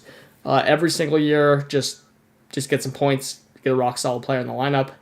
Not much depth, Dan, on this team, right? Yeah, I mean that's definitely kind of the Achilles heel of the team is the lack of depth. You would hope for a little better considering he moved like a lot of his future picks, but hey, at least like the starting lineup is absolutely loaded, particularly like at the top. I mean, yeah, sure it trails off a little bit once you get to Shakir and Henry and Otten. I do like Worthy in there. I actually drafted him and then traded him to Camex. Okay. But I do like Worthy. I do like Worthy. I think he's kind of underpriced right now. I think he's got some sneaky potential this year.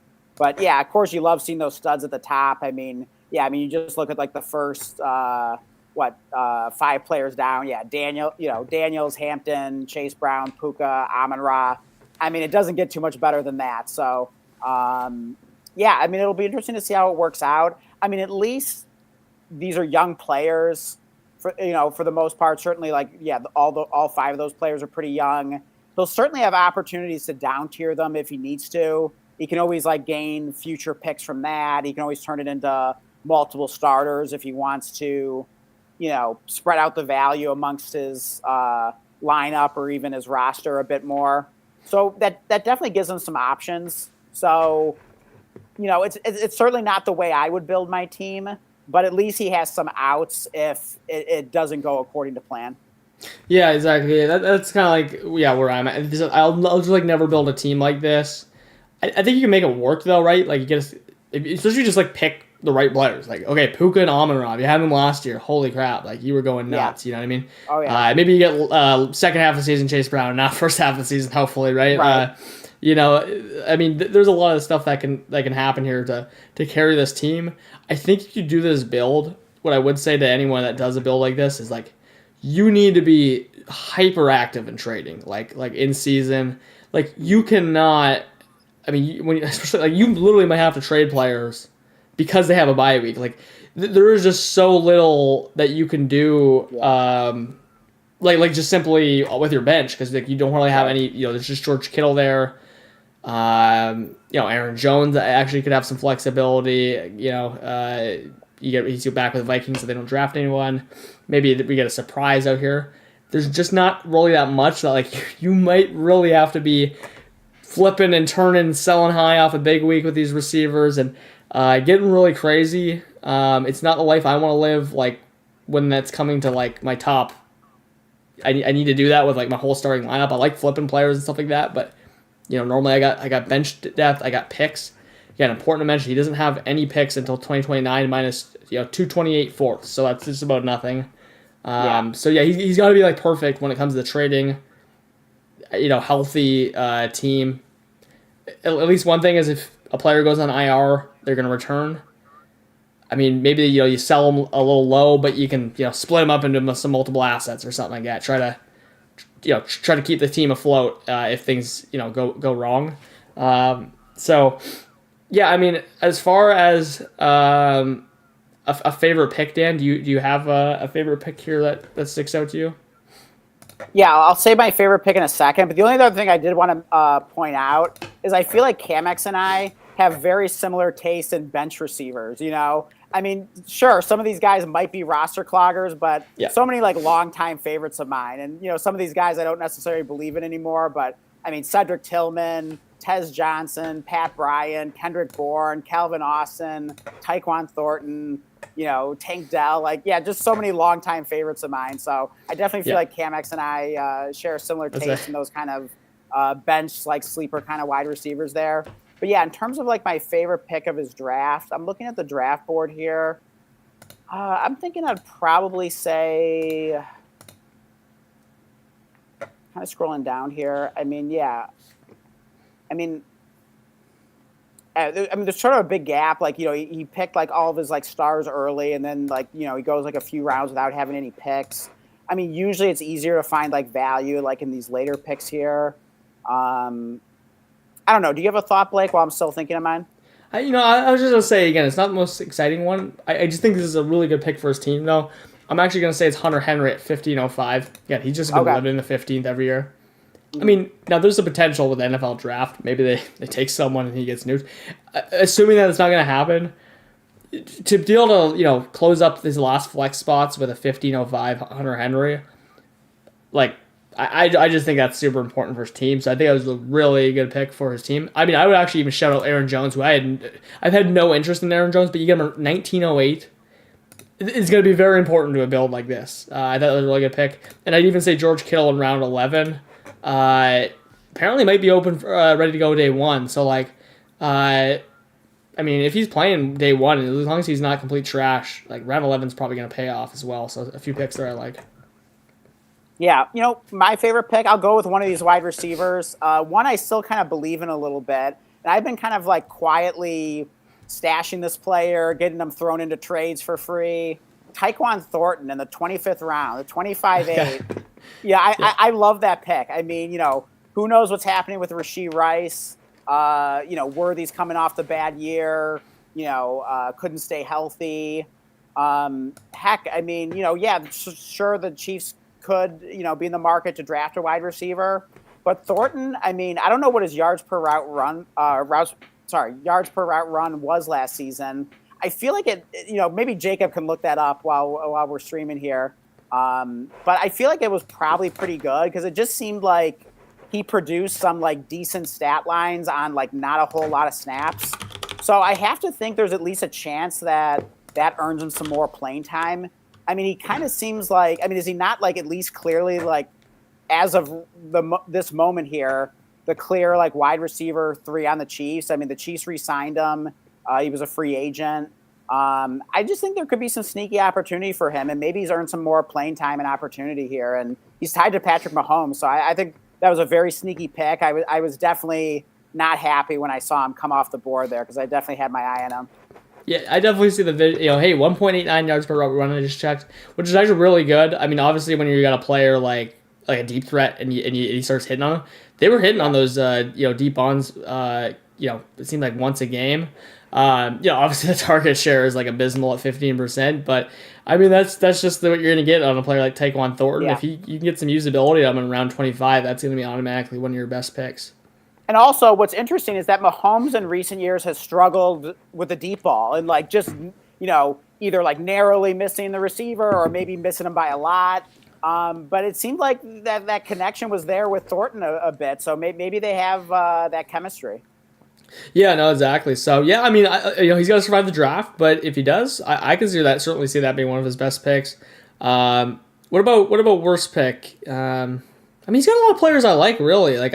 It's funny, I don't love the draft strategy at all. Like, I would not draft like that, but the actual players he has, Right. I'm kind of surprised. I actually more like the players for the most Yeah. part. Well, I mean, there is an obvious one here. I'm seeing your boy Khalil Shakir at the 13 too.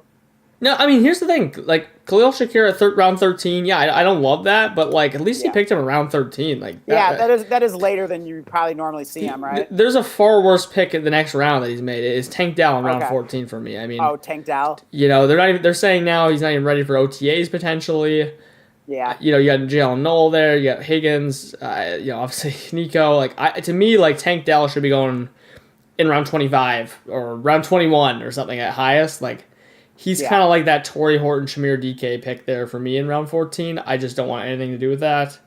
That would easily be mine. And maybe, again, 501 Chase Brown. I think his production could pay off this high cost.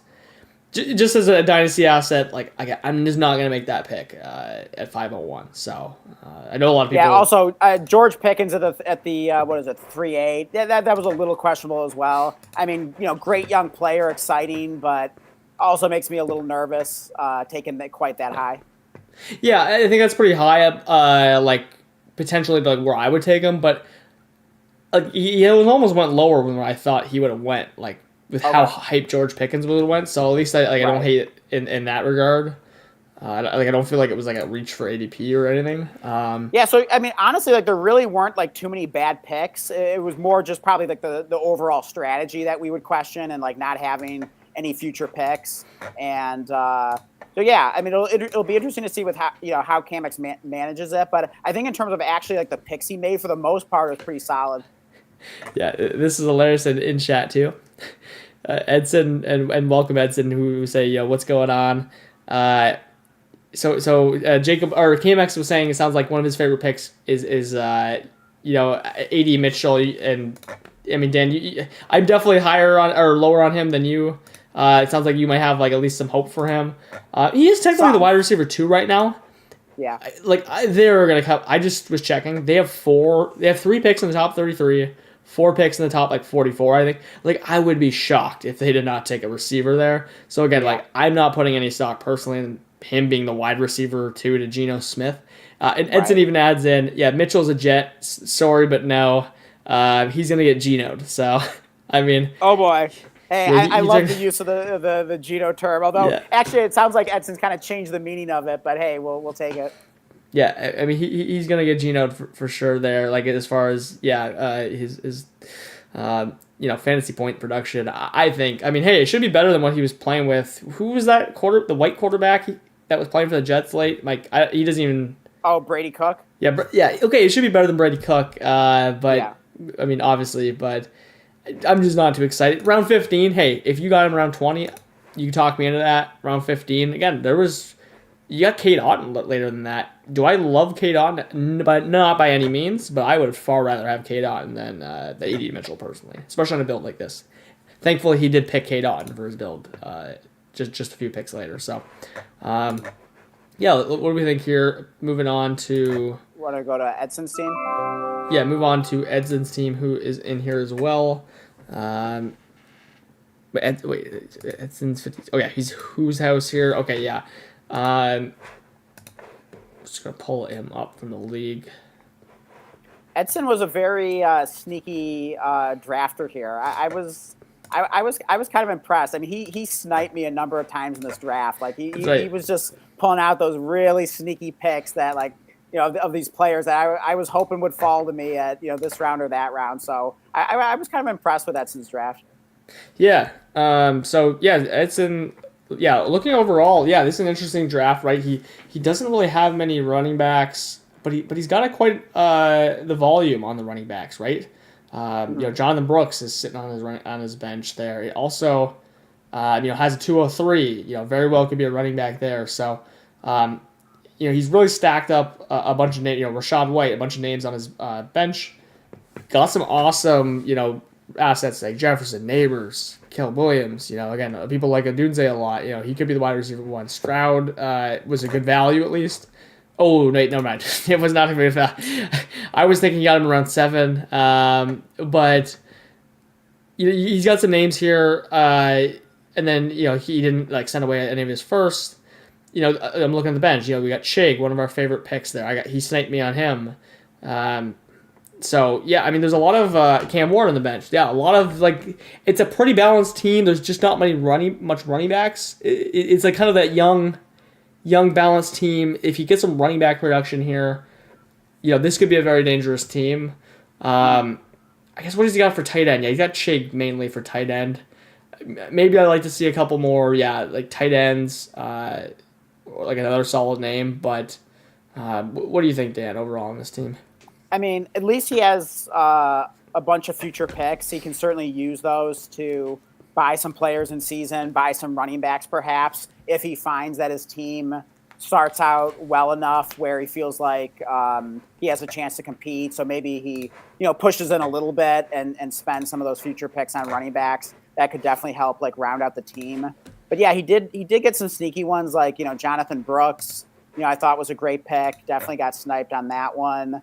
I love the Chris Rodriguez pick. I can't remember. You may have taken him slightly high, but I still didn't mind it. I just think, Chris Rodriguez is really sneaky. You get some Emmanuel Wilson. Maybe he has a chance to start early. I think that fit his team really well. And then who knows? I mean, Benson, I'll have to check where he got him. But, I don't know. I don't know, maybe reached on him a little bit, but Yeah. at least he has some running backs with kind of some sneaky potential. I love Blake Corum, of course. So it's kind of an interesting running back room. I wish it were stronger, certainly, but definitely some sneaky guys there. That's the word I keep using with Edson here. Yeah, no, exactly. I see some solid picks across the board here. Again, I think a guy like Matthew Golden has some untapped potential. Jonathan Brooks late, even Chris Rodriguez 15th round. Like, okay, when you're getting that late, you just never know. I mean, if you could have some starting numbers for the Jags, like I'm not betting on that, but I still think it's a solid pick.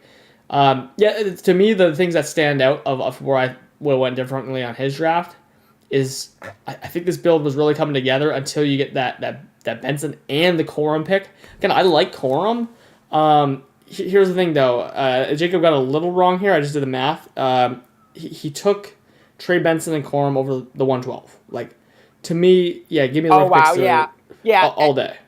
Yeah, as I mentioned Benson, I was like, I instantly remembered, like, oh wait, didn't he take him like really unusually high? So yeah, I definitely wasn't a fan of that pick. Yeah, that would probably be my early selection for least favorite pick of the draft. I certainly like the Corum pick a lot better. I mean, you could still argue it was maybe a little early. I don't mind it though because I do really like Blake Corum. But yeah, that's where things started getting a little off track there. Yeah, here the thing I noticed on a draft like this is where I get really nitpicky in start drafts because I am like I would call it I'm like the value Nazi in these startups. Like I do not want to waste a single pick. And again, everyone's board's gonna vary. Like there's a stretch here where I think he was doing really well, and then it goes from Benson and Corum there. And again, I think Corum round 10 it could be fine. Just it's the whole rookie pick versus Corum thing for me. And then we get Barner at 12-3. Like to me, like you want to talk about Brett Strange being just a dude. Like to me that's like AJ Barner's like twice just a dude for fantasy. Like I just maybe around 18 or something for him is like would be my evaluation on him. I just don't care about him. And same thing with like Tesla 14-3. Like I just don't have any value on him. So. To me, those are the picks where I think if you just, pivoted instead of taking Tesla, he took, just like one of these tight ends, like Kelsey, Helm, he took Chig, Jonnu.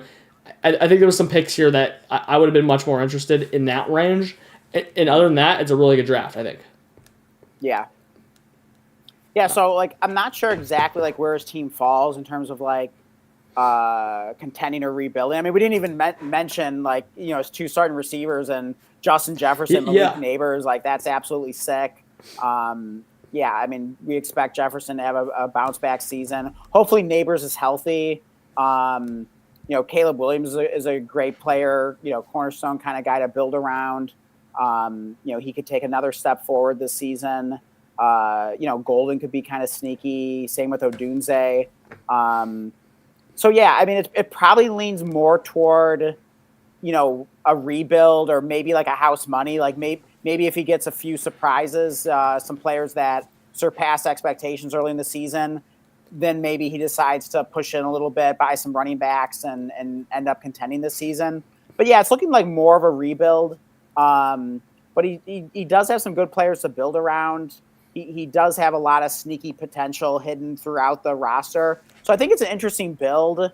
Edson definitely wasn't afraid to just kind of like do his own thing and, go with his value. So I think it'll be like really interesting to see how it works out for him. But I definitely think the team has some long-term potential, and who knows, maybe it ends up surprising him and he competes earlier than expected. Yeah, maybe there's some of these picks here that I don't love that end up panning out, more than I would think. Especially if you get like a Golden. Again, I really think like Chris Rodriguez could be his like RB1 in some scenario where like Rodriguez falls into some volume or something. So I mean, I think those are gonna be a lot of like storylines for players to cover. Like, I would actually say like Trey Benson in general, people like actually think Trey Benson's worth 0. Now. Like, can I blame them like too much on that? Probably not. I would still say like to me, it's funny. I think after his rookie season, I literally comped him to like Condre Miller in Dynasty, which sounded funny because I'm saying, hey, buy Condre Miller for whatever it was, like a third instead of Trey Benson for whatever it was, like a late second.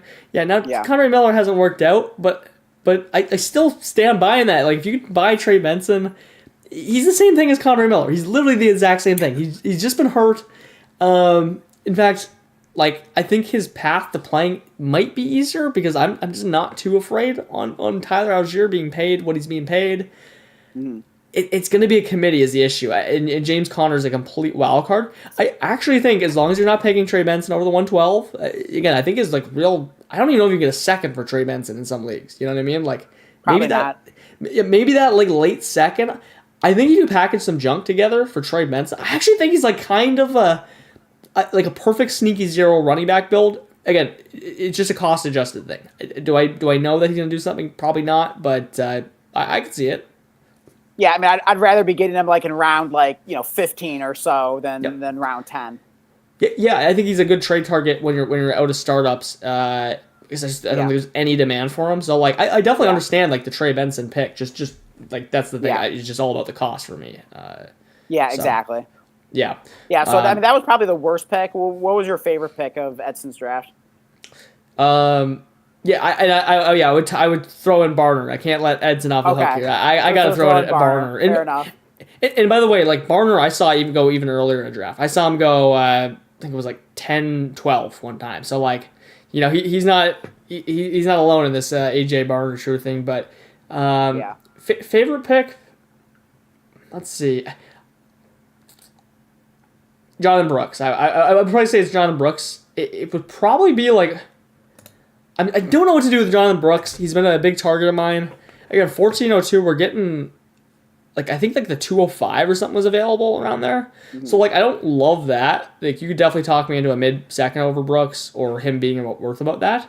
But just getting Jonathan Brooks in the 14th round is pretty solid. I actually completely forgot about him when I was drafting.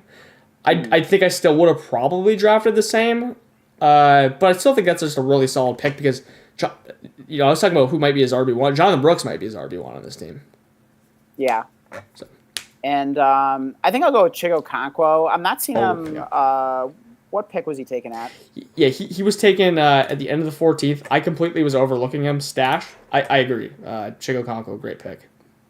Yeah. I mean, I forgot to when we did our early bold predictions a few streams ago. If you guys watched that, you may remember that I forgot what one of my bold predictions was because basically I had like 3 original ones and then like one I decided to change. And then when we were on stream and live, I couldn't remember what I changed it to. So I went with like the original one. So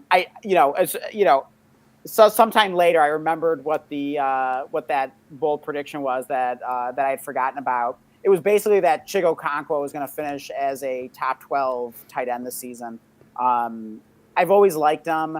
I mean, it's just a dream landing spot, and with the Commanders there, there's really not much target competition, at least right now. We'll see that if that changes in the draft. But yeah, I just think there's a great opportunity for him there. So yeah, I absolutely love the Chig pick. Yeah, completely overlooked. That's actually my favorite pick for sure. And Jonathan Brooks, honorable mention. For sure. Yeah, and I like the Brooks pick as well. I mean, I definitely got sniped there for sure. Yeah, and I want to mention as well, because he was saying, we were kind of crap on his running back room here.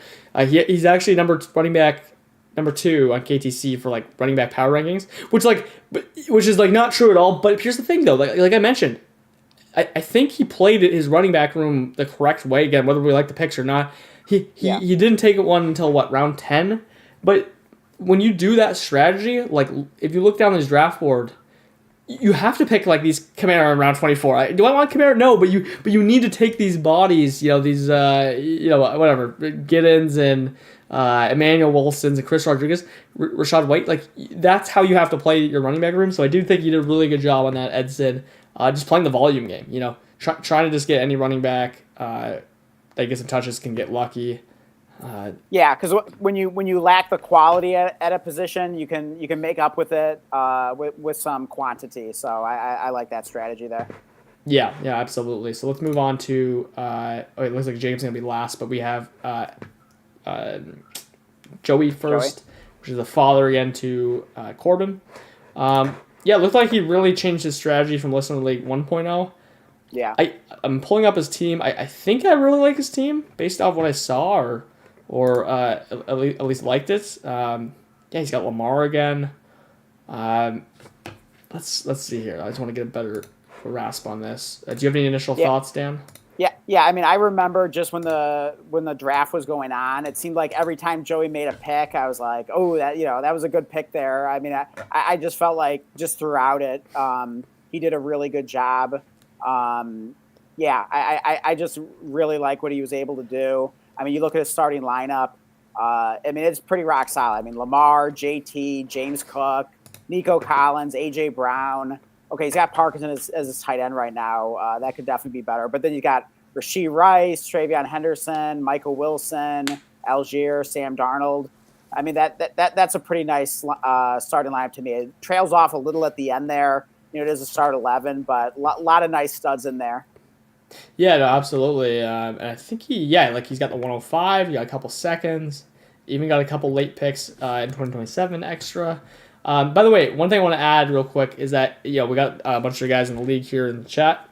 If you guys want to say your favorite pick or even your least favorite pick, go ahead and feel free to do so in the chat there. It'd be interesting to see what you guys thought was like your best and or worst pick.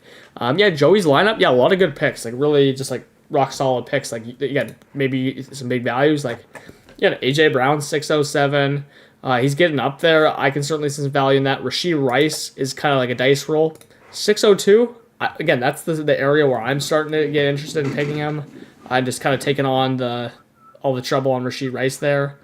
Again, Henderson has been a guy I've been thinking is kind of like a soft sell. 406 is a solid spot. It's kind of like that Ibuka thing where it's like, all right, well, you don't have to pay that round 3 price there, so I like that a lot more. And Nico Collins 402 feels really solid. So a lot of names I like here on his roster.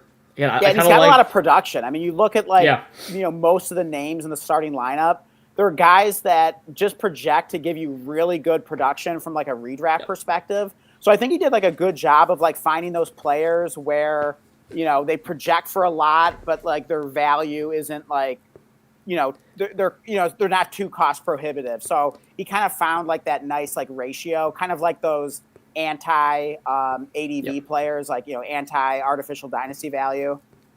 He got like the real value. He got like the production value. So I mean, it would be interesting to see if you like mapped out his 11 starting players and like where they're going in underdog drafts right now. I bet they would be like pretty damn high.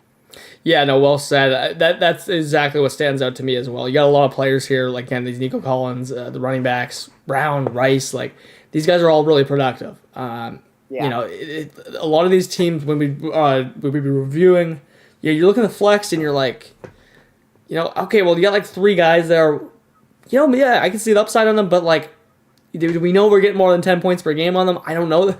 I'm looking at this lineup. Yeah, okay, sure. I think there's a couple guys here, Michael Wilson, Algier, that are questionable, but and I guess Parkinson here. I don't know if that's his best tight end or not, but you got some just like absolute studs on his team. He did a good job. These, I mean, this stretch of the first 5 players on his team. These are some pretty cost-effective studs. I know the running backs I think are pretty pricey, but at least you're not paying round 1 for them, I guess. I think this is a pretty good way to kind of get the best of both worlds. He didn't send away any extra capital.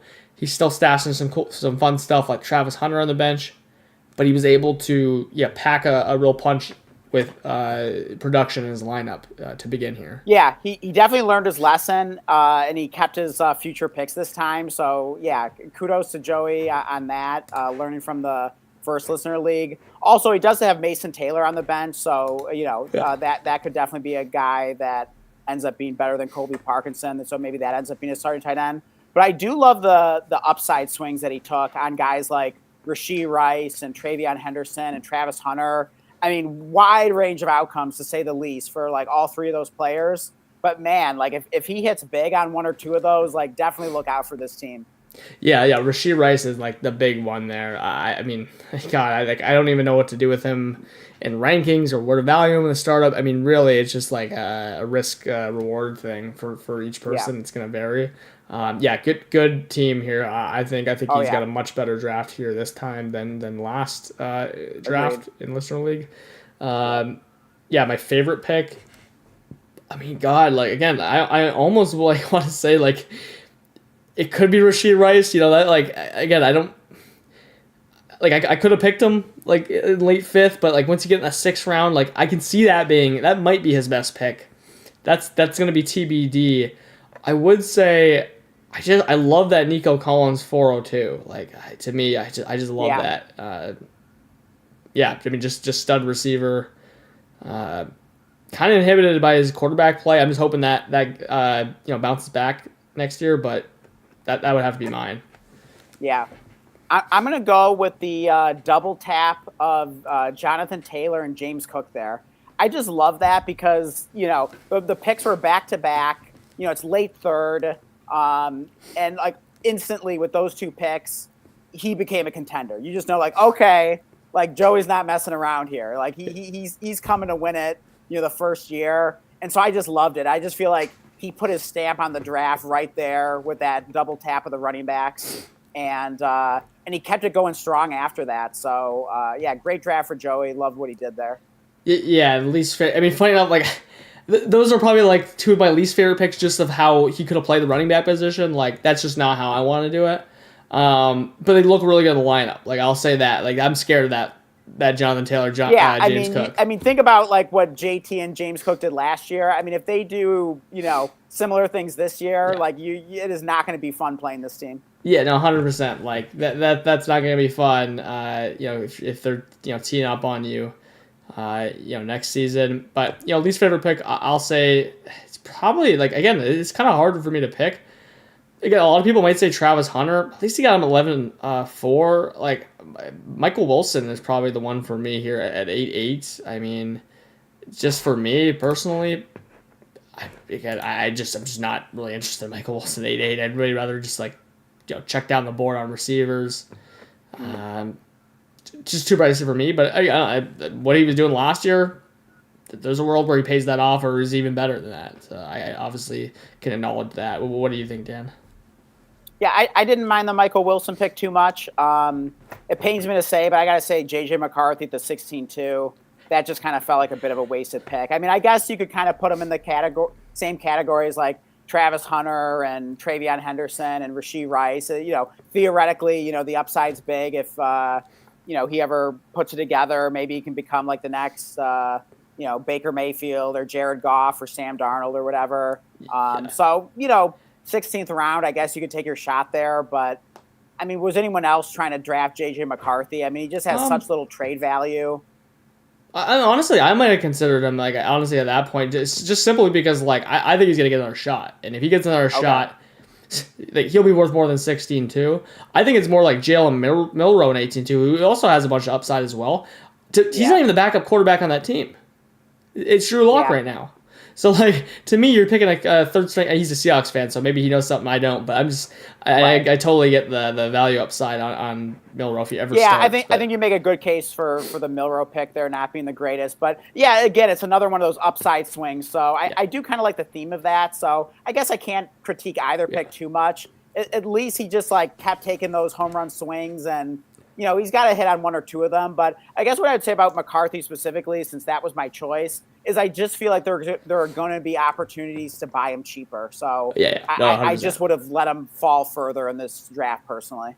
Oh, yeah, no, 100%. And then also, like, if you wanted a quarterback, I think you took a Mac Jones, like, Mac Jones seems basically guaranteed to get an opportunity next year, so I would have preferred just Mac Jones. Oh my God, yeah. I mean, not just because I picked him, but like, I mean, I would take Mac Jones much earlier than JJ McCarthy. So yeah, I definitely would have preferred Mac Jones there, obviously.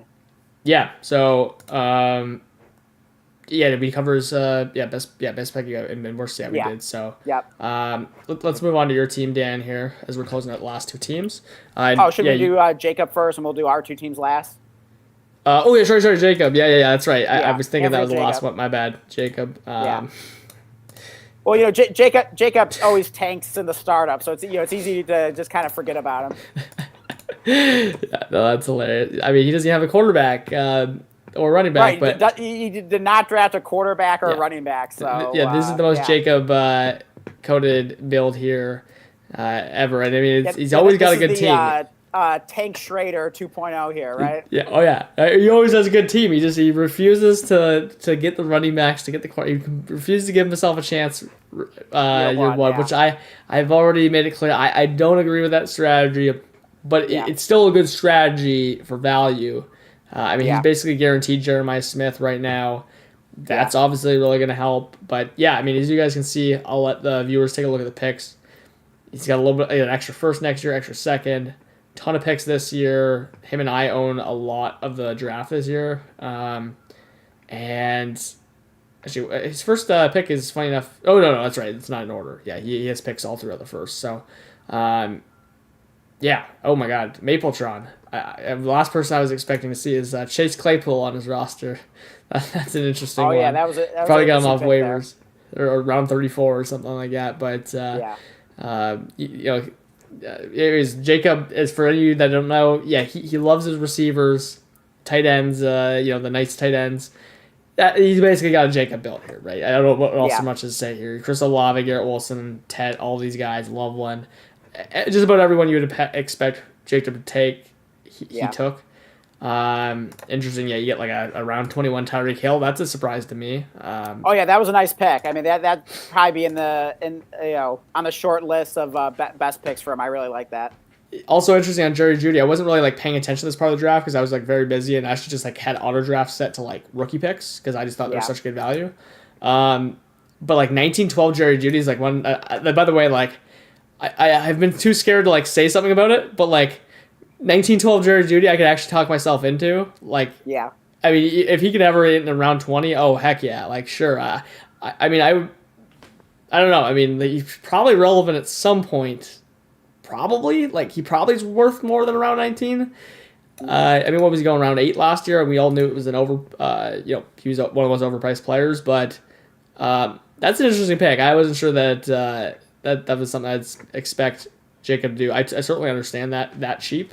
Yeah. Do you have anything to add to the Jacob build here? Like this is the classic Jacob team. I mean, he pulled it off well as usual. I mean, I think he got a lot of value, which will only be further reinforced when he adds Jeremiah Smith to this team. So, yeah, I mean, he's definitely setting himself up well to be a scary team in the future once he decides to acquire some quarterbacks and running backs.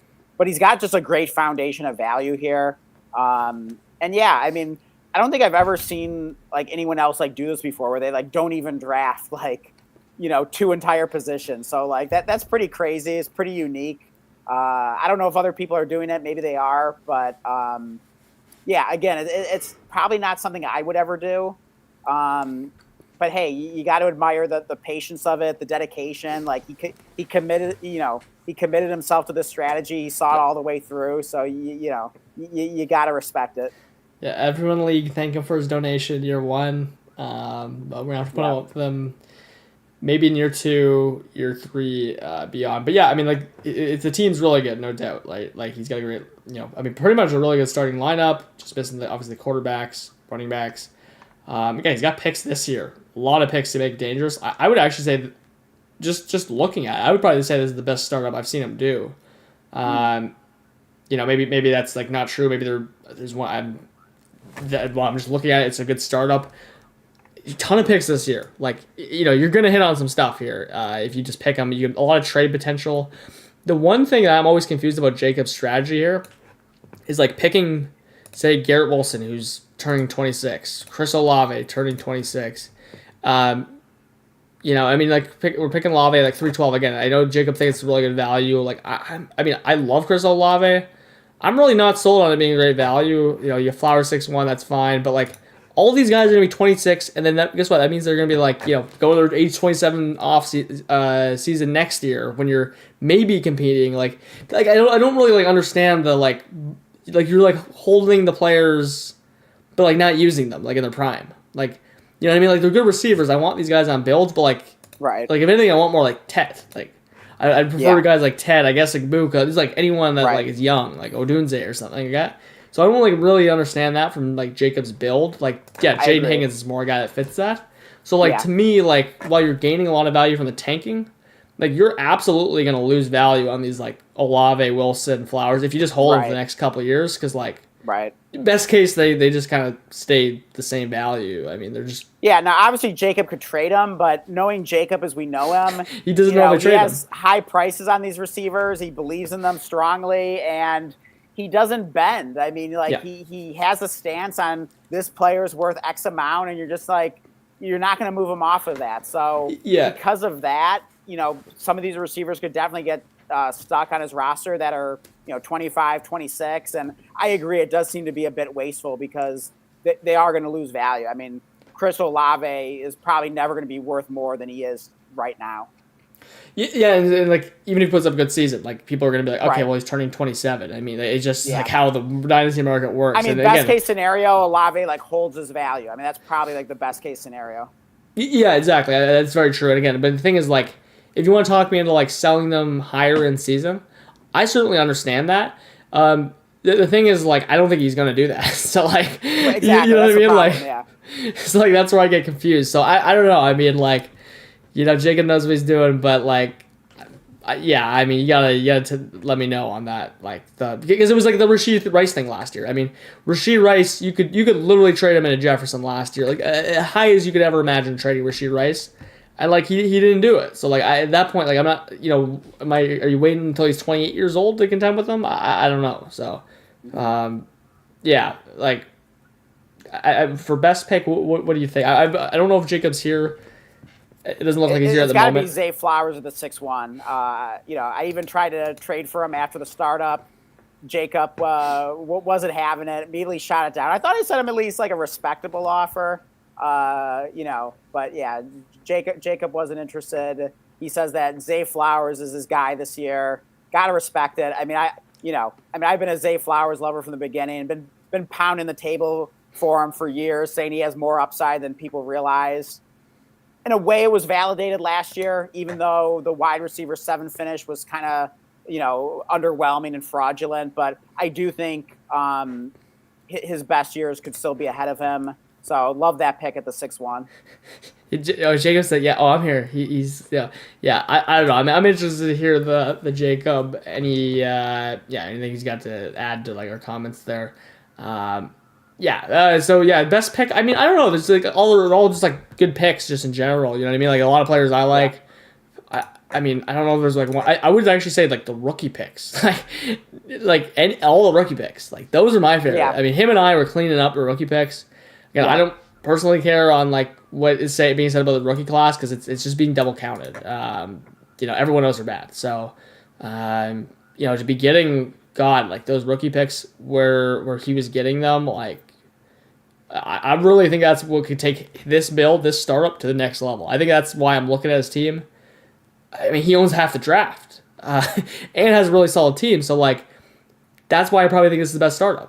For him. So, rookie picks, to me, are the best. Now, worst pick, I mean, it's hard to do when he only picks good players, but I'm actually going to say it's probably 905 QJ, which, again, I actually don't hate that. Like, I certainly see the conversation there for QJ, Mike McDaniel. If I just had to pick one, I guess it would be QJ, because he could have taken, like, the 109 over him or something like that. Or maybe, like, 110 or something over him. Yeah. Yeah, I didn't love that pick. It was okay. But I'm going to say Dalton Kincaid at the 7-12. Oh. That was a bit of a head scratcher. I don't really fully see the upside there. I mean, maybe his metrics are good, but is he ever going to get the playing time? They re-signed Dawson Knox. They bring in DJ Moore. Hell, maybe they even draft a wide receiver. It's just getting harder and harder to make the case for Kincaid, even though he was kind of okay. I mean, he was pretty good last year, I guess, even on the limited snaps, but I don't know. I just have a trouble seeing the upside case. 100%. That's actually my least favorite pick. I just didn't even notice him in the super flex. I was battling Jacob. Like, I was giving him a hard time, joking around about like Kincaid. But like seriously though, Yeah, like I saw the vision last year. In fact, in like the two PPR, I think in the listener league, like last year, he literally went like round 11 or something like that. Like, okay, at that point, I certainly saw the vision. To me, it's the exact same thing this year. In fact, I don't know, like I never had heard of this until the other day. Apparently, he had a torn PCL that he refuses to get surgically repaired. Like, did you know about that, Dan? I think you had mentioned that at one point. But okay, yeah, I only found out about this. So the torn PCL. That's what I read. Wow. That he does not want to get surgically repaired. So, anyways, like I don't know if this injury stuff is gonna go away. You know what I mean? Like they have Jackson Haas. They extend one of the better blocking rookie tight ends. They extend Knox. Like to me, that just says they don't want to play Dalton Kincaid full time. Yeah, if he played full time, 100%, I see why he'd be worth the 712. He was literally one of the best tight ends per route run last year. Even through the banged up stuff. I just like you got to be on the field. So Yeah. that would be my least favorite. But again, I mean, probably the most solid draft I've seen from Jacob, just value wise there. You're going to be a juggernaut here for sure. Yeah, for sure. So well done, Jacob. Ton of value. It'll be interesting to like finally see Jacob, start to turn these hardcore tanking rebuilders into contenders. I'm excited to see what that looks like because when I think of Jacob, I just think of like these tanking teams. So like I'm really curious what a contending Jacob team looks like. Yeah, and he says we have a skewed view on his builds because he has a lot of juggernauts as a result of 1 year tanking. So yeah, I mean honestly, we've only been in known Jacob for like a year or so. I mean, we'll certainly see listener league, break room, and then obviously these drafts that we're going to do like that other draft as well with them. So hey, I'm excited to see. I mean, obviously you have the value. I don't question that. Can you roster less than 10 receivers worth of first plus? That's what I'm interested to see if you're able to do that or not. But your all in team is nasty too. I'm actually in another league with him. And this all or die trying where people were just flying. I own half the draft this year. Like literally, I own half the draft. Trent and I have maybe 6 or 7 firsts, and yeah, Jacob's stacked. I mean, yeah, we've really been taking advantage of that league. Yeah, no doubt, Jacob. Seb's checking in. What's going on, Seb? He says this is our first future 2-time champ. We'll see about that one, but good lineup you guys certainly have. And then Edson comments in about Jackson Haas. I mean, he was playing over 50% of the snaps at the end of the year there, I believe. So makes me nervous for sure on Kincaid. But and Jacob also said he thinks the process is good. I think the process was good last year when he was cheaper, and Jackson Haas didn't exist. All that stuff. Yeah, to me, I don't know. I just can't get behind it this year. That's all. So Dan, let's take a look at your team now. Yeah, and let's not spend too much time on our teams. It is 2:20 a.m. here in northern Michigan, so should definitely be getting to bed pretty soon. But yeah, we'll do quick breakdowns of our teams. I don't know how many people we got watching right now, but it's great having everybody here. Make sure you drop a like for us. Really helps us in the algorithm. Trying to grow the channel. Not sure how many subs we're up to, but I think we were knocking on the door of 250. So. That's been great to see. So help us keep growing. Appreciate all the support. Yeah, absolutely. Yeah. How long have we been going? Like 2 hours? I mean, I was thinking we could get done this in an hour or something. Right. Classic Dynasty Savvy fashion here. Dan, walk us through your team here quick. Yeah, I mean, so basically, as I mentioned, I was going into this draft thinking running back. I mean, I only need to start 2 receivers each week. We know the war for wide receivers has been so flat the past 2 years. So I can basically start up to 6 running backs, even if I'm starting 2 quarterbacks. So that was my strategy. I mean, running backs have really felt like the real difference makers in recent years, certainly the last 2. And I like to contend right out of the gate. I mean, I'd like to, I'm not the type to go all in and like trade my future first and like that kind of thing. I like to keep my future picks. I kept all of them. I have all my original picks in 27, 28, even ended up acquiring, an extra second in 27, 2 extra seconds in 28. So I have some extra capital to play with there. But I still feel like I was able to build, a pretty strong contending roster. I didn't trade as much as I normally do because I just like some value falling to me. But I eventually got some trades done to get those extra picks. Like I said, kept all the originals, loaded up on running backs. So I was really happy with how this draft played out. I had a plan going into it, and while it is important to be flexible, I feel like I was basically, able to execute the plan that I had in mind. So I was very happy with the way that it turned out. Yeah, no, exactly. There's a lot of picks here. I mean, like McCaffrey, I think you took like one over me. 100% I was going to take McCaffrey. Uh, I love, actually, Brock Purdy's a guy I would not expect to go to round 4. Yeah, that's where he's going last year. I thought he was great value. He proved that last year. So, yeah, I mean, I love the Brock Purdy pick. You piece together kind of like the QB, like Mac Jones, Malik Willis, Stafford, kind of a fun, quarterback 2 situation going on there. And then also one of my favorite picks is Michael Mayer in round 18, when I was setting my queue like up, like I kind of just like forgot to like even like put him anywhere. You still would have got him before me. Like that's the round right there, right around 18. So that's an awesome pick. So yeah, I mean, like honestly, like when I'm looking at the other players, I think those are the ones I called out awesome values. Yeah, that K9 309 like shocked me. I mean, I certainly understand the redraft value. I definitely wouldn't have taken there, but like I would have just like traded back, got anything on top. I mean, I'm literally the definition of a value Nazi. So like that's when it comes to these other picks. Like I think you had to take Parker Washington if you wanted them there, absolutely. But like Pittman, Brock Bowers obviously a great pick, but Pittman, and who was the other one? It was like the Jalen Coker and the whole. I'm already forgetting his name. The Chargers receiver, Trey Harris. Yeah, these are the guys that like. Yeah, am I gonna take Pittman and Coker over the 201? Like I can't do that. But like as long as you like them, I definitely. It's kind of like the Edson. It's like the Edson bill. It's like, am I gonna take Benson and Corum or whatever over the one? Like, no, I'm not gonna do that. But like I definitely get it. Like these guys can. Piece together like your receiver room, right? If you're right on. Yeah, I mean, with Pittman, I pretty much just print wide receiver 2 production. I mean, that's all Michael Pittman has pretty much done his entire career, maybe like minus his rookie season. But like he's like the surest thing in fantasy football for wide receiver 2 production. I just thought that was perfect for pretty much a 0 wide receiver build. I don't even know if that's a thing, but it's the strategy that I went with in this draft clearly. And I mean, I just thought that fit the build perfectly there. Nearly 12th round wide receiver 2 production. I'll take that. Yeah, basically, yeah. Like my outlook on it, my nitpick is just like a lot of the guys you were taking like later, just not my not my flavor.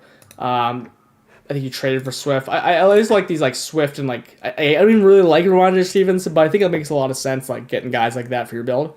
I was kind of considering Ramondre. There was a few other names and the rookie picks that were preventing me from actually picking him. But I thought like whoever was going to take him was actually going to get a pretty good value. So, very interesting build. I was not expecting you to build a team like this. And yeah, have so many running backs as well as not make many trades. Only a handful of trades you made there. Yeah, and I kept hammering running back. I mean, I got, Dylan Sampson in the 16th, Tyrone Trace in the 17th. I thought those were solid values. Even got a few handcuffs like Sean Tucker in the 20th, Brashard Smith in the 23rd. So, yeah, I just kept hammering running backs. I mean, even Justice Hill in the 27th. Like, he might be like a sneaky flex play during some bye weeks. Malik Davis might be the Javonte Williams handcuff on the Cowboys. So, good running back handcuffs on good offenses, like even in these late rounds, I thought were kind of sneaky. And I mean, it is like pretty opposite of how I built my team in Listener League 1.0. I went like really wide receiver heavy. I think at that point a year ago, I just wasn't ready to like fully embrace how the NFL had changed during the 2024 season. But seeing it play out pretty much like the exact same way in the 2025 season, it just really hammered home for me just how important running backs are these days if you want to contend and win fantasy championships. I definitely transformed that Listener League 1.0 team during the season and went, turned it from being very wide receiver heavy to very running back heavy. And it paid off because, I mean, no one was giving me much of a chance in that league, but I, went on a magical run to the championship, fell a little short in the championship round to Seb, but, it definitely took me, right to the doorstep of the promised land there. So I'm going right back to the well here. Yeah, exactly. I'm interested to see how these wide receivers because I really think the zero wide receiver thing, that Jacob will vomit. I do think it can work because there's a lot of really good values at wide receiver. Yeah, that's the one thing. My definition of like the zero wide receiver build, it's like Jordan Addison and like all these guys that maybe other people don't like. I think Chris Godwin, like round 13, like that's something I would have loved to see on your team there. I thought like Chris Godwin would have been like a slam dunk on a build like that. And I just like not like Chris Godwin at all, but at that price, I'm down for that. Yeah, but I mean, my goal is like I just want to destroy people like in the flex spots, and I want like awesome running backs there. I mean, Christian McCaffrey is my running back 4. Swift is my running back 5. Ramondre is my running back 6. Like that should do pretty well. Yeah. Oh yeah. No, I mean, no doubt. Like you're loaded up on running backs. I'm trying to see if I can like fix my lineup here because like I just realized like I have a bunch of like players in my like taxi squad. Oh, okay.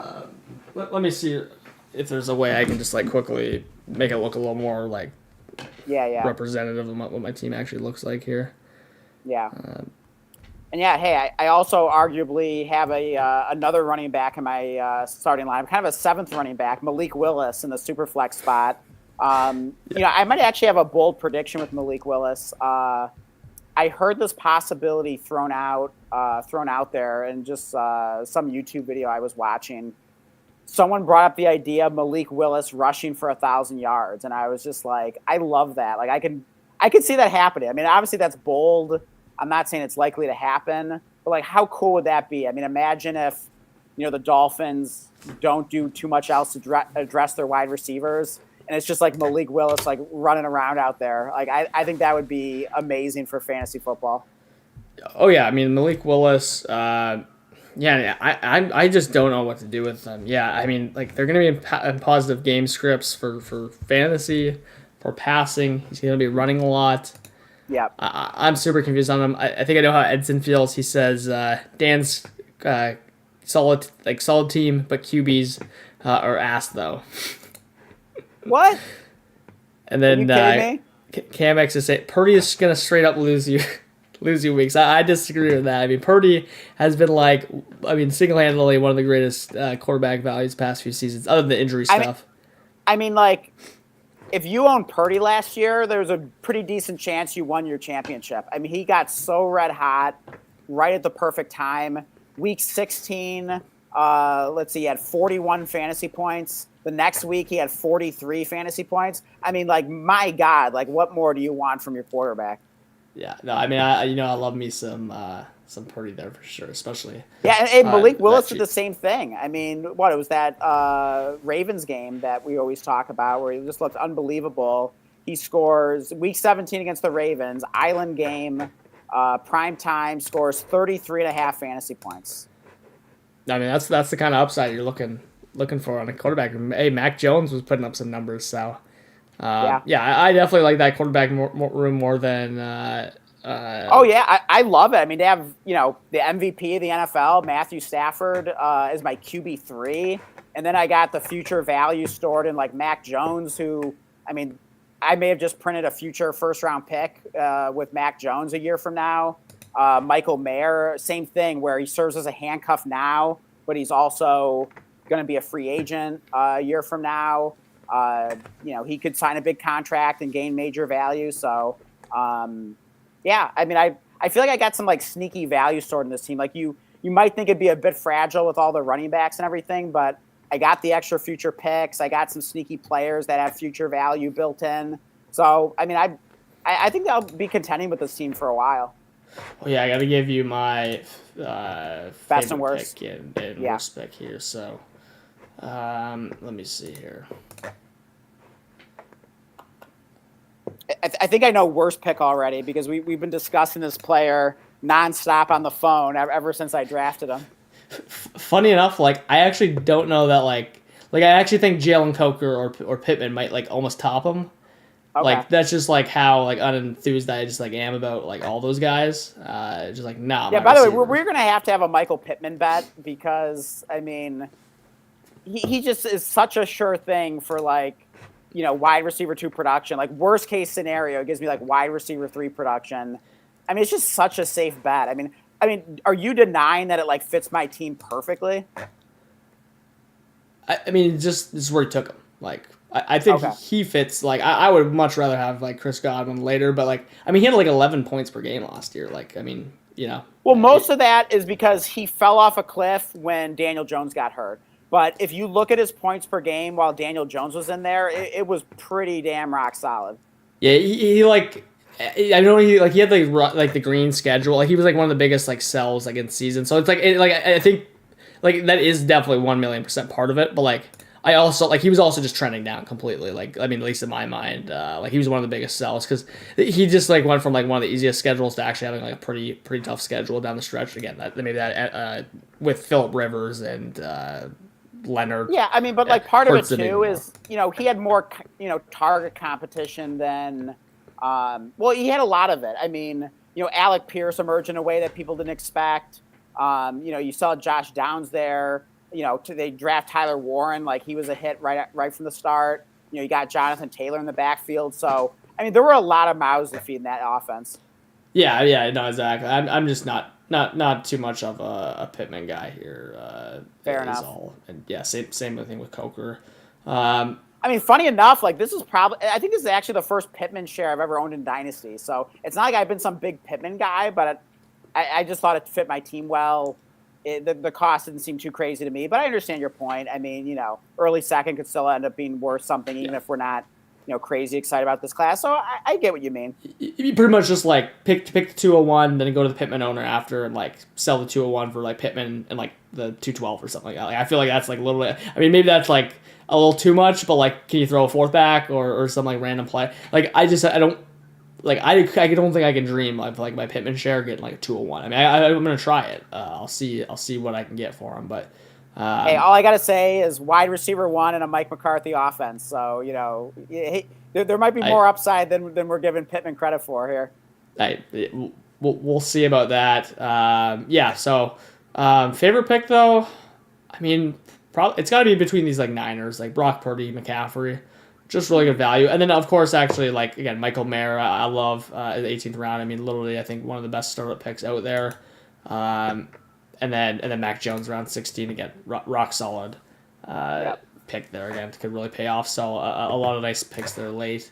Yeah, I mean, so I don't know. Anything else to add to your team there? Nah, I think that was pretty much it. Nice. Okay, so, yeah, basically just going to my team. I got the lineup pulled up here.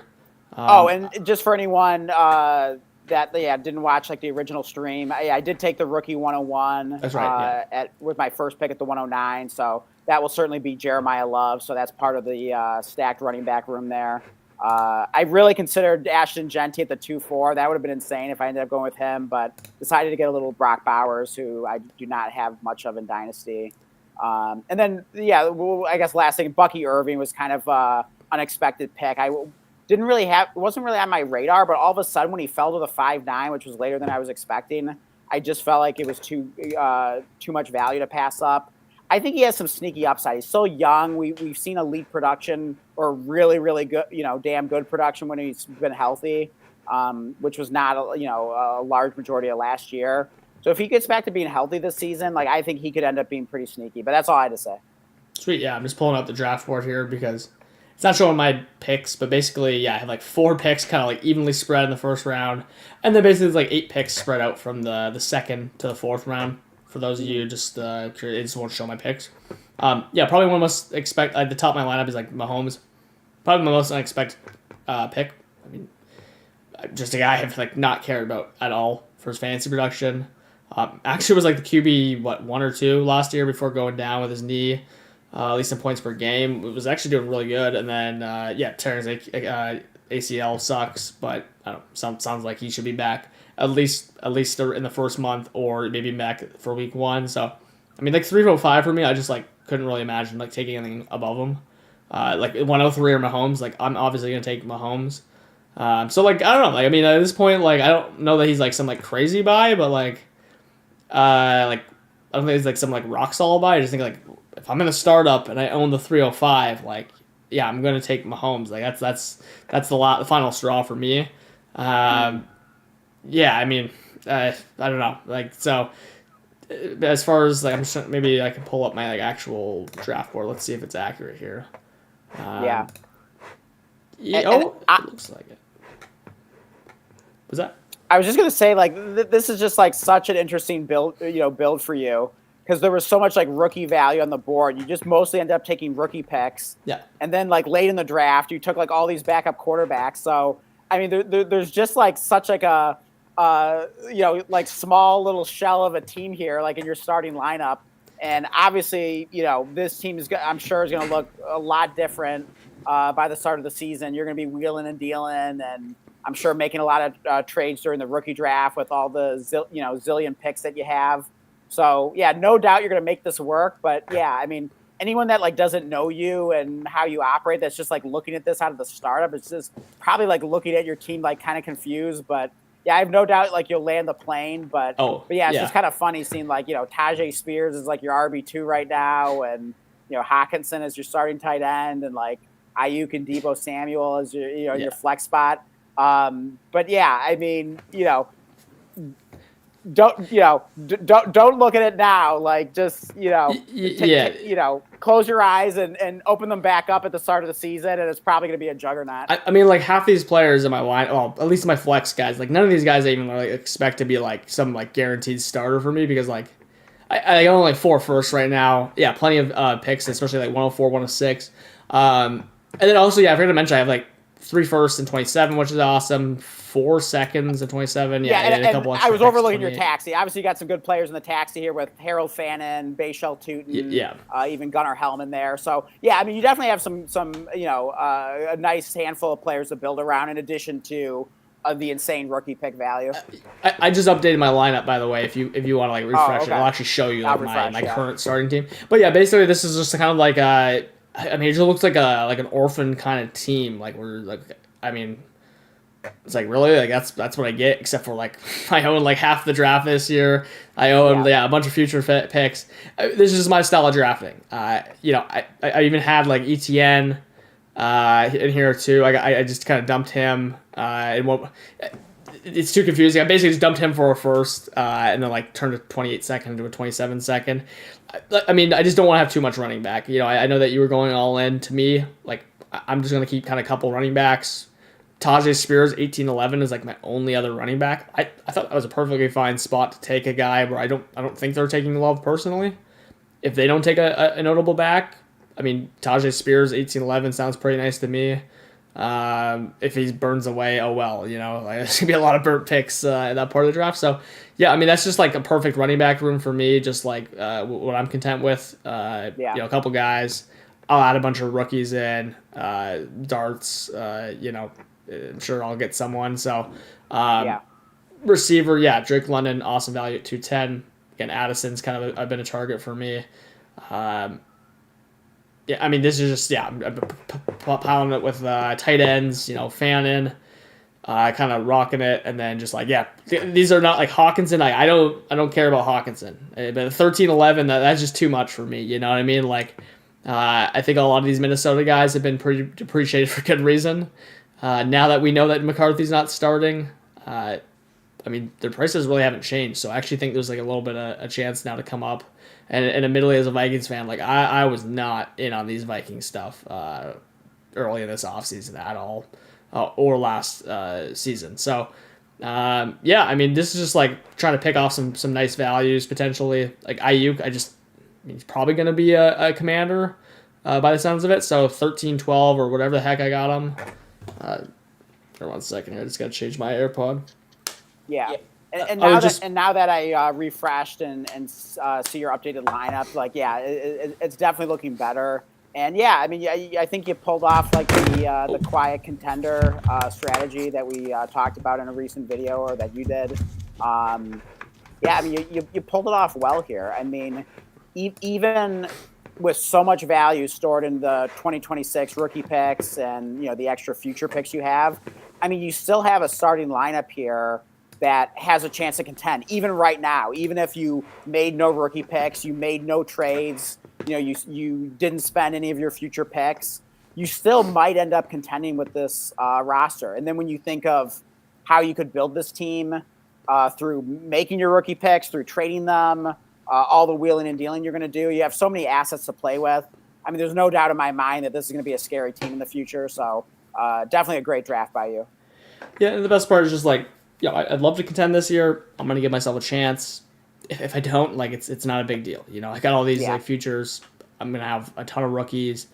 That's kind of the point of my whole strategy. Is just like, I want to build the most mid team possible, looking team possible. Not in terms of like maybe the player. I just like I want to build a lineup. But I don't want it to be the best team in the league. That's going to be a problem for me. I'm not going to be able to afford anything in future. I want a team that is at its worst point right now. And hopefully it's just in the middle of the pack. I mean, hopefully I made some good picks here late. If not, I think I just have a lot of room to just eat that and kind of build on it. Recover. So, yeah, I'm just really interested with what goes on with the rookie draft. Again, owning just a ton of picks. I just kind of love that, like, if you look at the draft board, I'm kind of just like, every few picks I have one. That's kind of my favorite thing. It's like, if there's ever anything falling in the draft, I can trade up if I don't have the pick behind it, or something might just fall in my lap continually. Josh and I did a similar thing in the break room, and I thought that like worked out perfectly. One of the biggest picks we made was trading up one spot to get Scat about 210. You know what I mean? I'm hoping something along those lines could happen this draft. So, I mean, I'm just always content, with whatever I draft here. Just like, I'm just the value Nazi. I don't want to like leave a pick on the board. There's probably a few picks here people don't love. I would say, again, Ayuk and Hawkinson are the big ones. Maybe Addison as well. What do you think, Dan? What are your favorite and least favorite picks? Yeah, I mean, my favorite pick, I mean, Dak Prescott at the 7-1 was just outstanding value. I mean, you just should not be able to get a quarterback that good that late. And yeah, I like the back-to-back picks here at the 8-5 and 8-6, getting Bashal Tutin and Jordan Addison. I thought, those are just good values, young players, still plenty of upside for both of them, even if people don't really care about Addison. But, there might be a bounce back season here in store now that he has, something closer to a real NFL quarterback now. And I also thought Juwan Johnson at the 15-2 there, also a really nice value. So yeah, those would be my favorite picks. In terms of my least favorite picks of the draft, I didn't mind the Hawkinson pick. I think that could, has some sneaky potential. I can definitely understand why you went with that. I guess same for Ayuk, although I wasn't like as crazy about that pick. But if I had to pick my least favorite, I don't know if there are any like too many picks that I hate. And I'm not quite as high on Gunnar Helm as you are, but I mean the 14th round, late 14th, that was still pretty solid value. So yeah, I guess I'll just go with Brandon Ayuk by default. Like, not a terrible pick. I can definitely see why you made it. If he ends up signing with the Commanders, he'll definitely gain some value, and it'll probably be a fine pick. But I mean, it's just such a shot in the dark, and yeah, I mean that's certainly, I guess, fine to take in the 13th round. But there were some other players on the board that I would have rather had personally. And it's kind of like, what's the upside? Kind of like the same thing that you would have said, or that you did say about like Michael Pittman and that kind of thing. It's kind of the same thing for like Brandon Ayuk. Like, what's the upside? He really can't gain too much value. I mean, okay, does he go from being worth like a third to being worth a second or whatever? But like, I doubt he's ever worth like a first again. He's a pretty old player at this point. He hasn't played football in a while. We don't even know if he's going to play football again. So, not like the worst pick ever, kind of picking it by default more than anything. But I do remember when you picked at the time, I was just kind of like, I wasn't crazy about it. But great draft overall. Yeah, yeah, I fully expect Ayuk or Hawkinson to be like everyone's probably least favorite pick. But yeah, for me, you're saying actually maybe what's the upside? You know what was just the exact same scenario, exact same age? Calvin Ridley, coming back from his whole debacle there. Right. The foot and the mental health and the suspension, Yeah. whatever it was. Like, anyways, for me, like it's the same thing. I mean, you look at what he was doing before. Yeah, wide receiver 15, wide receiver 14 finished awesome. I mean, if he could just be a top 36 receiver, I think he's like completely paid off the pick.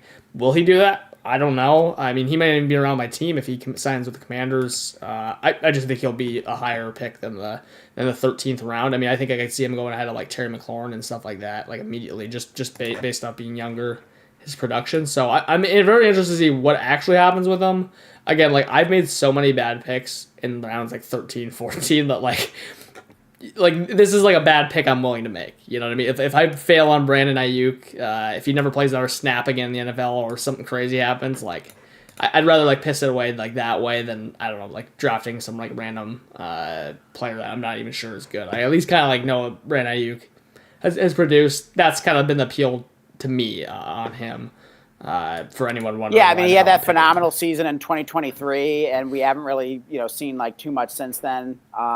But yeah, what I would push back on though is like, you only get him 2 rounds later than Michael Pittman. I mean, Michael Pittman, I can pretty much like lock in for like wide receiver 2 or at worst wide receiver 3 production. Whereas like Brandon Ayuk, you're just hoping he like plays, another snap in the NFL again. So to me, I feel like I have a much more rock solid bet just 2 rounds earlier versus, kind of like the similar, range of outcomes if he hits, but like the floor is just like, absolutely zero compared to like Pittman has a high floor. Yeah, I mean, I guess again, it's kind of just depends. Like, I mean, if Pittman's like floors like 10 points or something, I just don't really care about that personally. Like to me, that's not even really like that's not even like really useful. So I mean, like yeah, to me, like that's funny. Yeah, like for you, that's you see that as much more. I see like Ayuk, like I see way more upside in Ayuk, like potentially being able to go to the Commanders. Maybe it's like the Raiders or something. I mean, it's just anywhere. I mean, heck, if he stayed on the Niners, I just think there's more upside.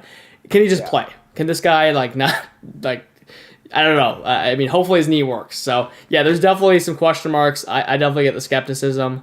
I'm intrigued by what could happen. And again, maybe he's not even on my roster by week 1. I just think he's a player that could garner some a little bit of hype here throughout the offseason, as I'm Yeah. sure he'll He, move.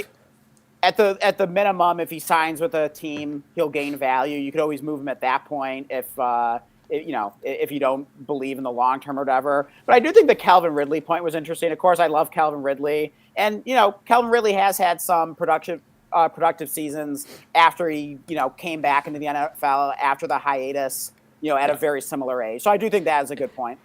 By the way, for reference, the reason I also bring up like why I think Ayuk's like a good value, just potentially here. I remember playing when Calvin Ridley was coming right back from the season.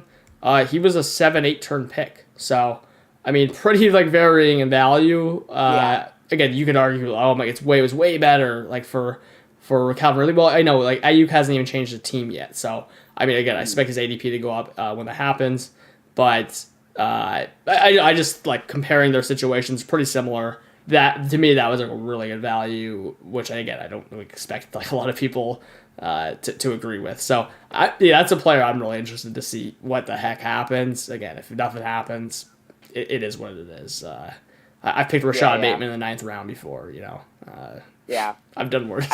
I should probably be getting to bed here. It is almost 3 a.m. here.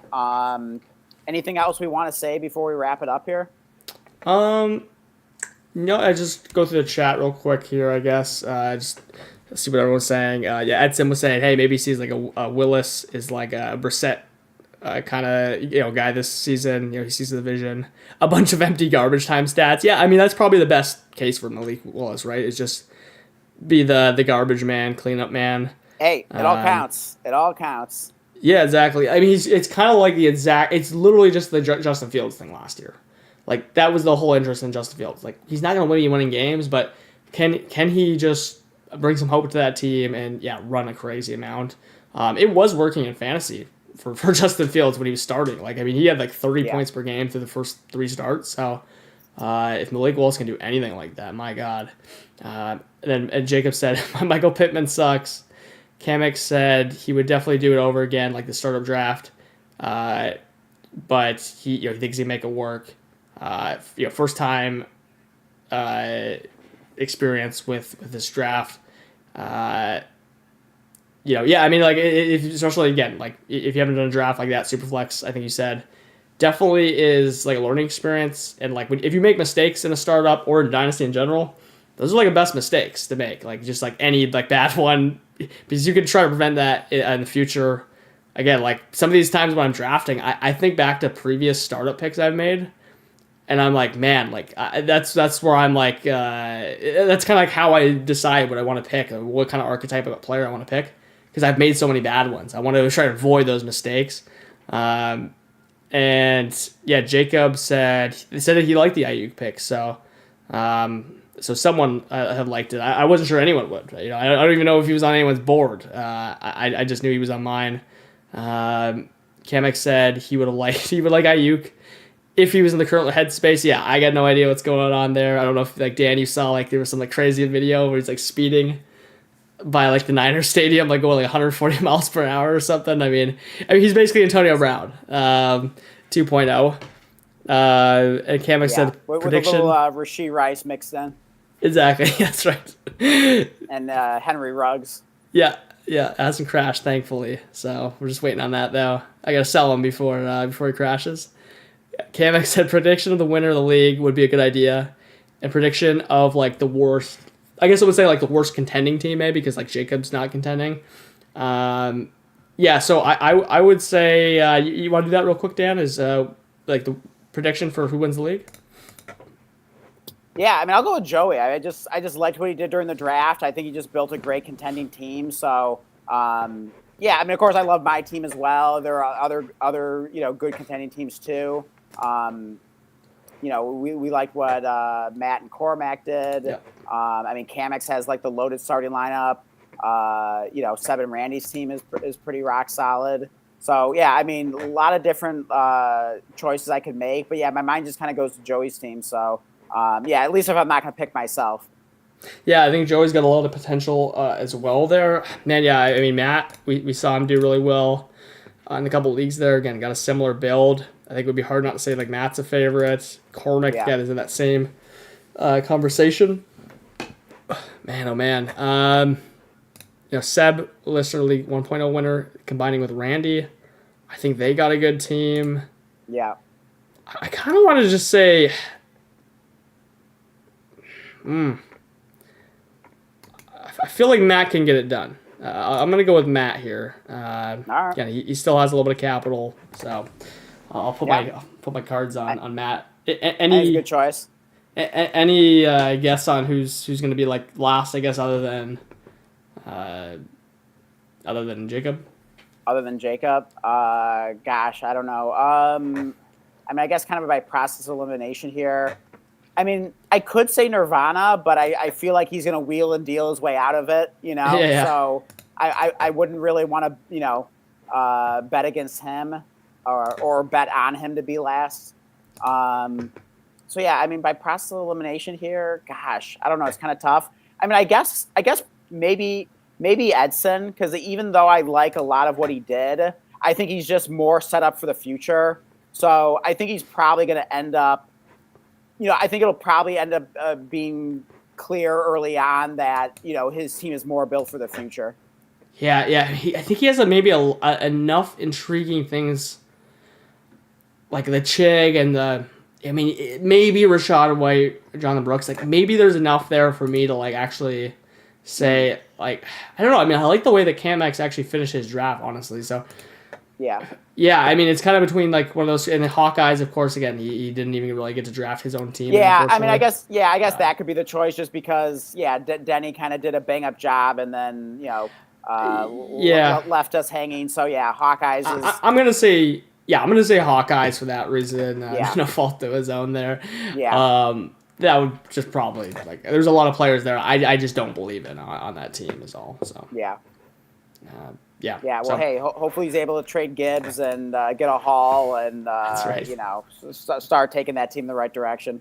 That's right. So anyone in the comments watching now or later, let us know who you guys think is going to win the league. Any predictions? And comment also if you thought on Dan and I's team or anyone else's team.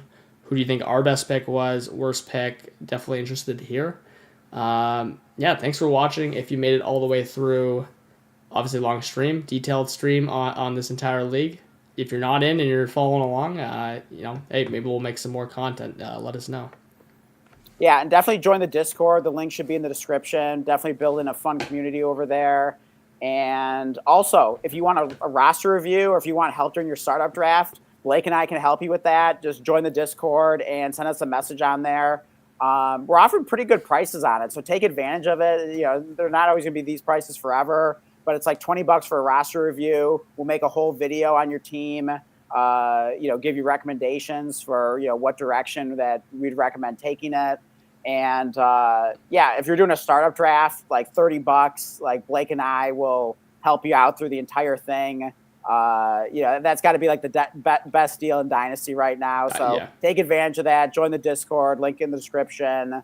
Send us a message on there. And definitely drop us a like on the way out. Help us grow. Subscribe to the channel if you haven't already. And I think that's it, unless you have anything else to add, Blake.